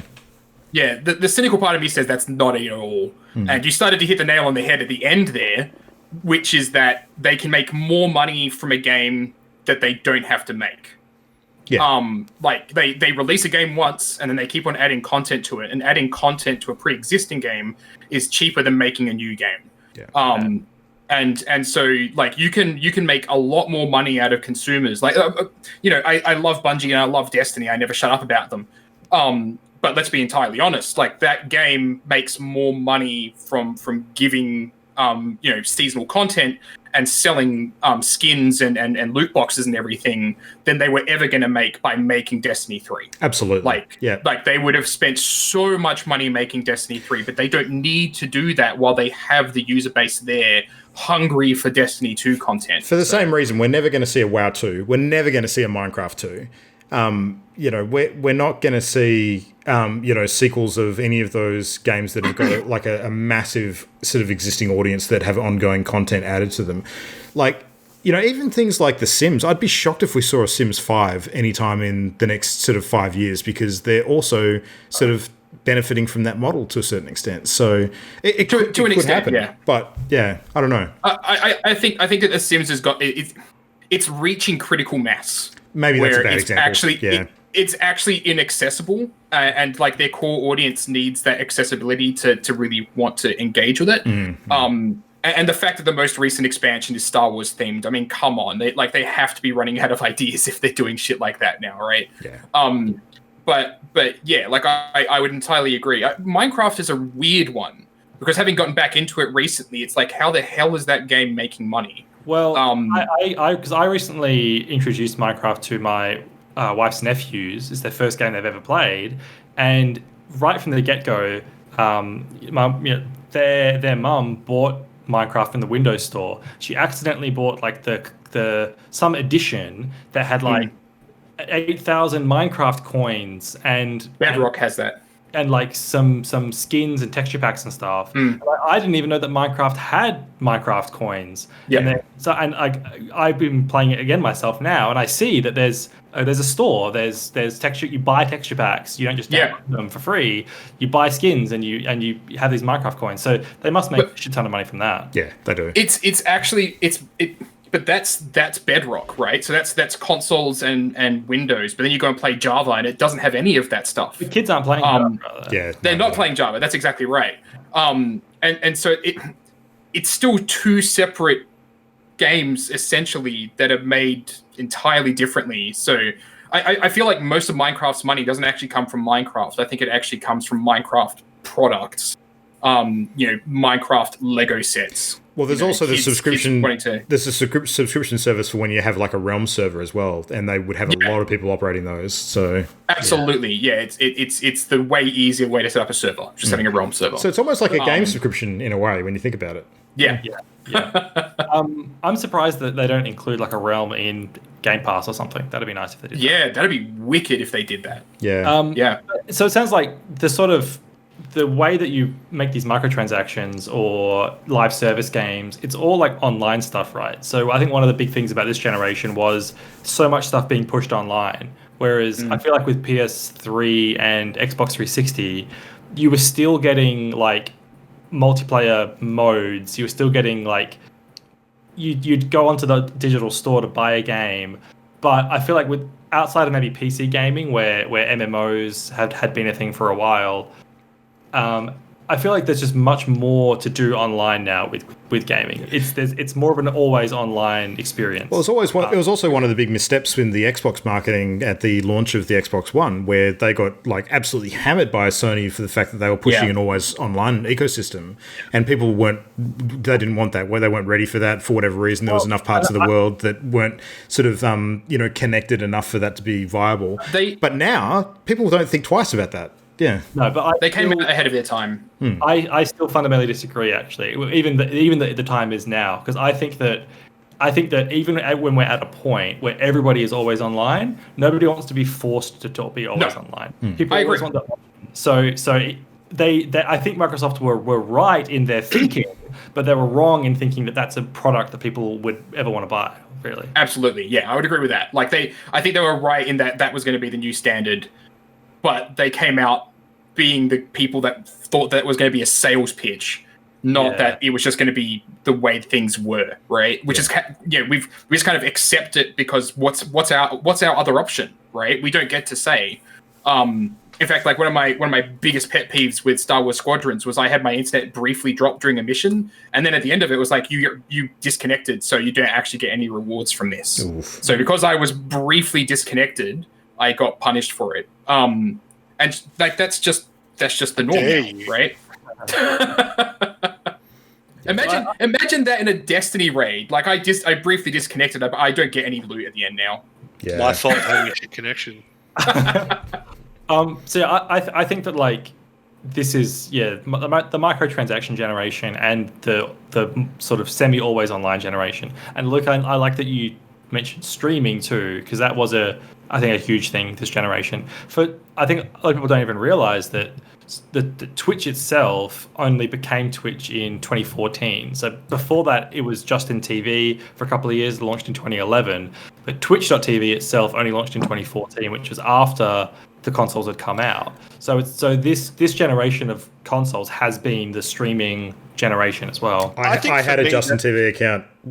I think for me that's even bigger than the microtransaction thing, because I mean, when you think about it generationally, and like it's like you hear all the time from, and like I get a little bit of exposure to it from working in the community and Shantae working in libraries, like where like that's how kids consume media and games now, like watching each other. This like connection of watching other people play games. Like, so you could say it's like the introduction of mobile phones. Yeah, we had mobile phones up before a certain point, but they only really kicked off, 2003, 2002, whatever. Same as streaming. Sure, you could share, you could probably stream in some way or another before Twitch.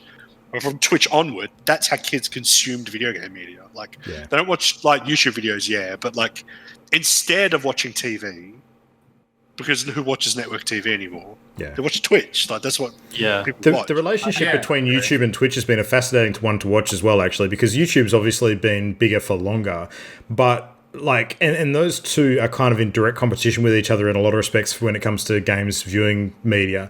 But like the rise of Twitch in a large respect has kind of been attributed to YouTube really fumbling the ball in terms of how they've supported their creators. Because for a lot of people who have actually gone ahead to create this content, it's become like a career for them. It's like literally their day job. And so many of them have found that they can't make it work on YouTube anymore because of the way the ad revenue works these days compared to what it used to, whereas they can on Twitch. So, of course, when there's more content creators creating content, that's where a lot of the eyeballs have gone. So they've almost handed that to them on a platter. But what's interesting is that regardless of the difference between Twitch and YouTube, the consumer is still watching the same thing.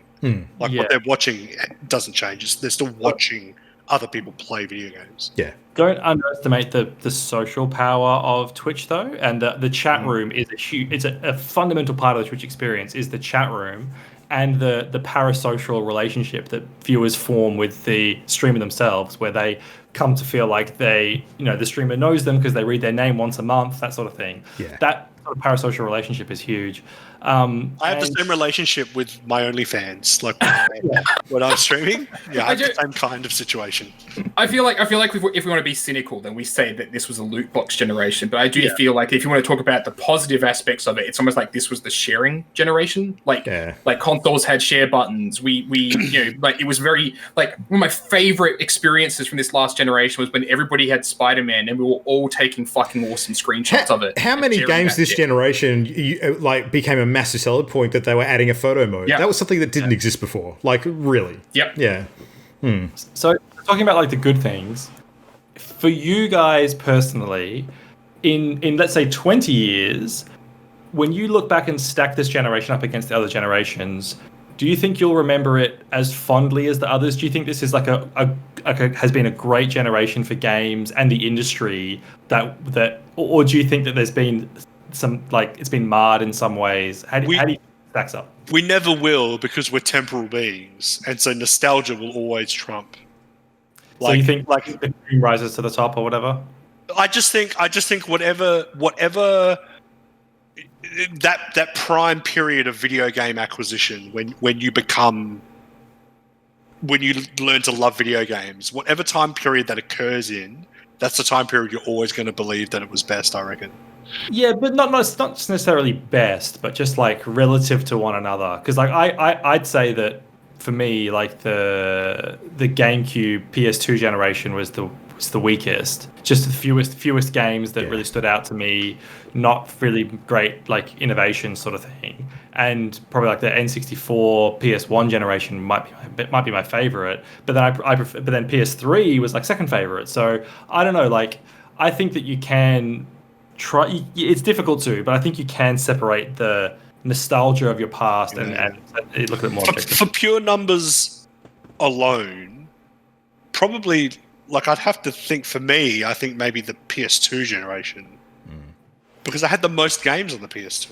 One of the other things that stands out to make this generation memorable for me, though, and granted this started before 2013, like it's by no means something that kicked off like Square at the start of this gen, but it really did become big throughout, was just the rise of indie games, like quality indie games over the last 6 or 7 years. It's been fucking huge. Yeah. I actually feel like last generation was when indies hit their peak. And then like this generation, it's been a lot of them finding their stride, but it's not happening on consoles. It's happening on PC, and the PC market's so fucking saturated that like I do feel like the indie golden era was like Xbox 360 and like the Xbox. I forget the indie thing.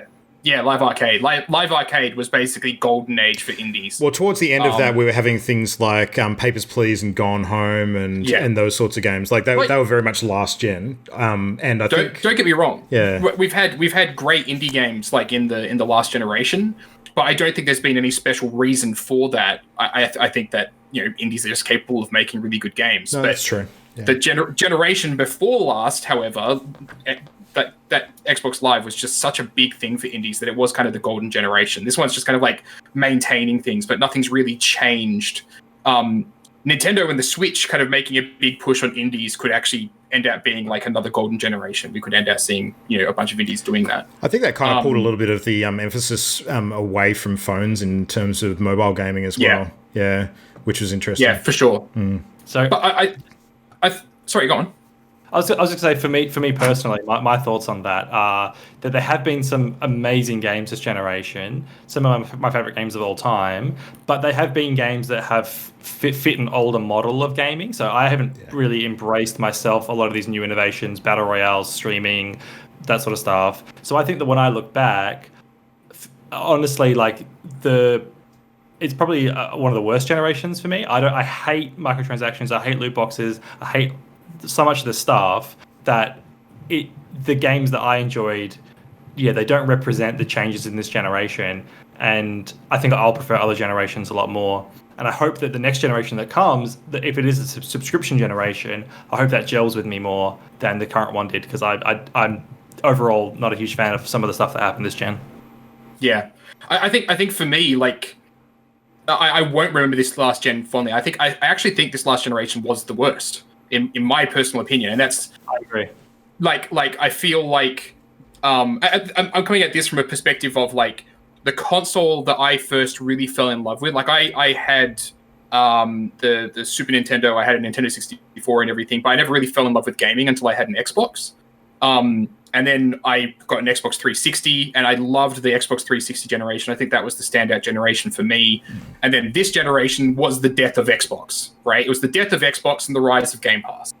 And so for me, like, my interest in console gaming this last generation it was shot in the head pretty much. I genuinely don't think there was a lot of really outstanding console generational stuff that happened, really. It's been about the PC for me. Like this last, since 2013, it has basically been about the PC. I didn't really care about the Xbox One, and I love my PlayStation. Like I have a PlayStation 4 Pro and everything, but nothing on that console shouts out at me as like as generationally defining or anything like that. There was a ton of awesome games, and I loved them, but my PC was where I spent most of my time, and I don't think I'm going to really have much memory about that, Yeah. I would kind of echo part of that, but disagree a little bit on a more personal basis. Like I tend to agree with the Xbox 360 generation kind of being peak for me as well. Like I think that time was really special, and probably had some of the benefits of some of the stuff we've liked in the last 6 or 7 years without having some of the downsides. And I do think that the way that sort of Xbox has kind of been a real sleeper this gen has been a big bummer in a lot of ways. I would have liked a much more even kind of contest between the two for the benefit of everybody playing out there. But that being said, like I cannot deny that while there's definitely some downs this gen and stuff that I've not liked at all, I think that there is way too much in terms of things that I didn't think I'd engage with and actually did. And enjoyed greatly, and now consider it sort of like part of my staple when it comes to what I enjoy in gaming. And games as a service are a big part of that for me. Like I may have railed at the prospect of that previously, and it's part of the reason why I didn't really get into WoW when it first launched either. But I came to WoW during this generation and played it for a bit. And I fast realised that one of the things that I greatly value in playing games is structured multiplayer activity and progression, like reward for progression, and games as a service tend to give both of those things to me in a big way, whereas other games don't. So and feeling like my time is rewarded in that respect has actually become a huge sort of cornerstone in what I like to play when it comes to video games. So I think for that reason, while I wouldn't say it's my best generation ever, I don't think it's too far off. Like I've actually really enjoyed this generation. Some of my favorite games of all time have been during this as well. And I can't deny as well that doing the podcast has definitely flavored that considerably too. Like actually engaging a lot more with the sort of industry and the media side of things, and enjoying what we do on a weekly / fortnightly basis has been a big part of my added enjoyment. So it's hard for me to poo-poo like streaming and that sort of stuff as I do a live. I was just thinking, I might have to dial mine back to, I think, the PS1 generation for me. And I think it's got to be 50% nostalgia, and also there was this exploration of that generation that I feel existed, where like we were starting to transition into 3D. Like we're making the leap from, maybe that leap between SNES to 64 to like PlayStation 1, where like shit was getting crazy, where like we were now working in 3D, all sorts of crazy games were coming out like that, and that still exists now, but back then, like, you could only get those games one way, and that was by tracking down the disc. And like, your family would go to Indonesia or Bali and come back with a stack of mysterious games, and you'd like, for me anyway, you'd like sort through this stack of random games and find a couple of gems. And you had to take your console to a chop shop to get it modified so you could actually play them. Yeah, exactly. Yeah. For me, that was like the epitome of like excitement and discovery that I feel like hasn't been replicated since. So how do you feel about this gen, Adrian? Like if you can try and stack it up? Yeah, it's fine, I guess. I mean, it's hard because I'm so much more jaded now. Like I don't like as a kid, it was easy to get excited, but even now, like I remember on the PS3, like really looking forward to every new Spider-Man game, every new Ratchet and Clank game, every Infamous game. Like I remember being excited for those releases. There isn't a single game on the PS4 that I've been excited and like wanted to get my hands on first day of launch and play it straight away. Like there haven't been any PS4 games that have done that for me. Like not a single one. And I can't think of any, even ones on PC. I can't think of anyone. But that's probably just because my habits have changed. So like instead of being excited for those like flagship titles, now I just tend to like bounce between like which loot grind game am I playing for a little while until the next thing. To be fair, like I feel like there used to be a lot more. I don't want to use the word respect, but I'm going to use the word respect. I think there used to be a lot more respect for when you had those IP and the titles you created, right? Whereas I feel like in this past generation, because certainly for me, like this past generation has made me cynical about consoles, right? Like I find myself cynical about consoles from this last gen because I just haven't really cared. Like stuff has kind of existed and it's come and gone, but I find it hard to be excited about, the next Star Wars game's going to come out, Whereas when I was a kid, absolutely I would have been, because, there would have been effort put into making those titles at least somewhat decent. And I say that completely knowing that's also, there's a degree of nostalgia in that, where most of the time those were just absolute cash grabs. But now when we talk cash grab, it's not even at point of sale. It's after you start playing the damn thing.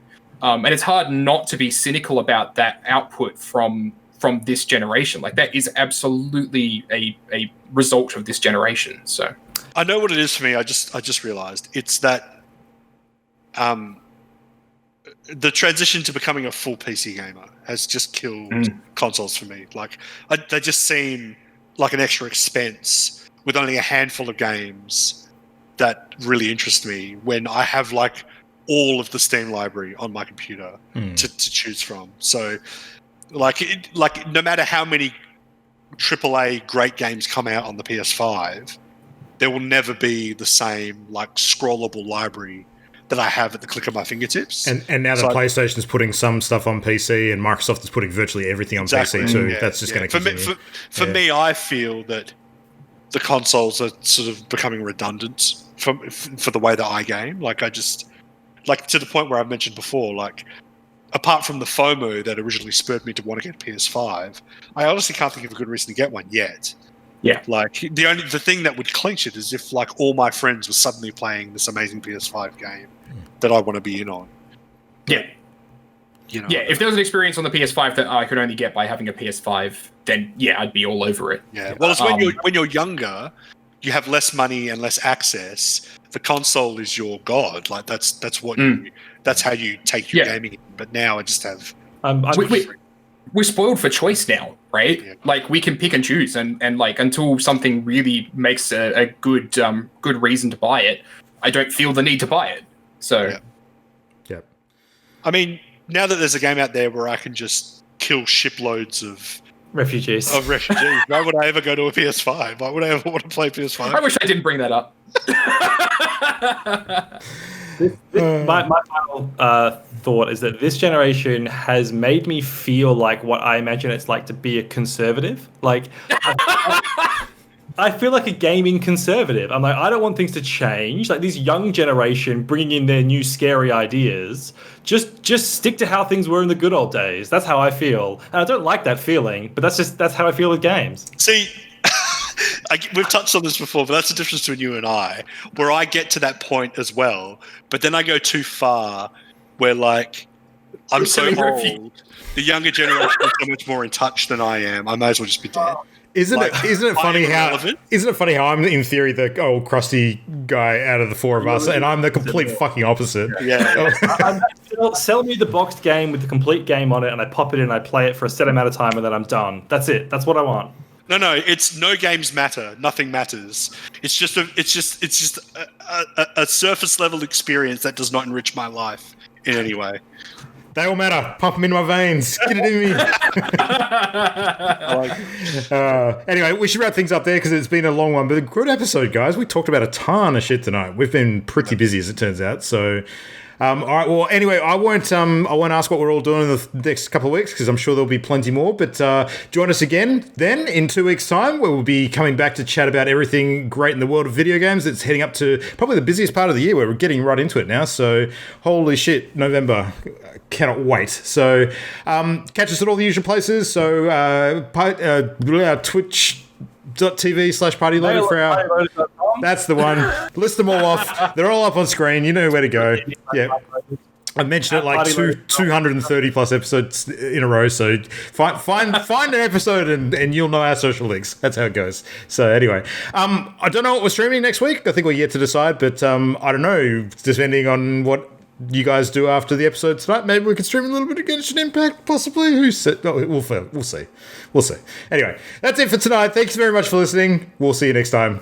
Good night. Good night. Good night.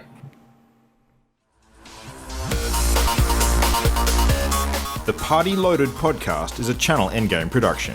For this and more great gaming content, bookmark channelendgame.com.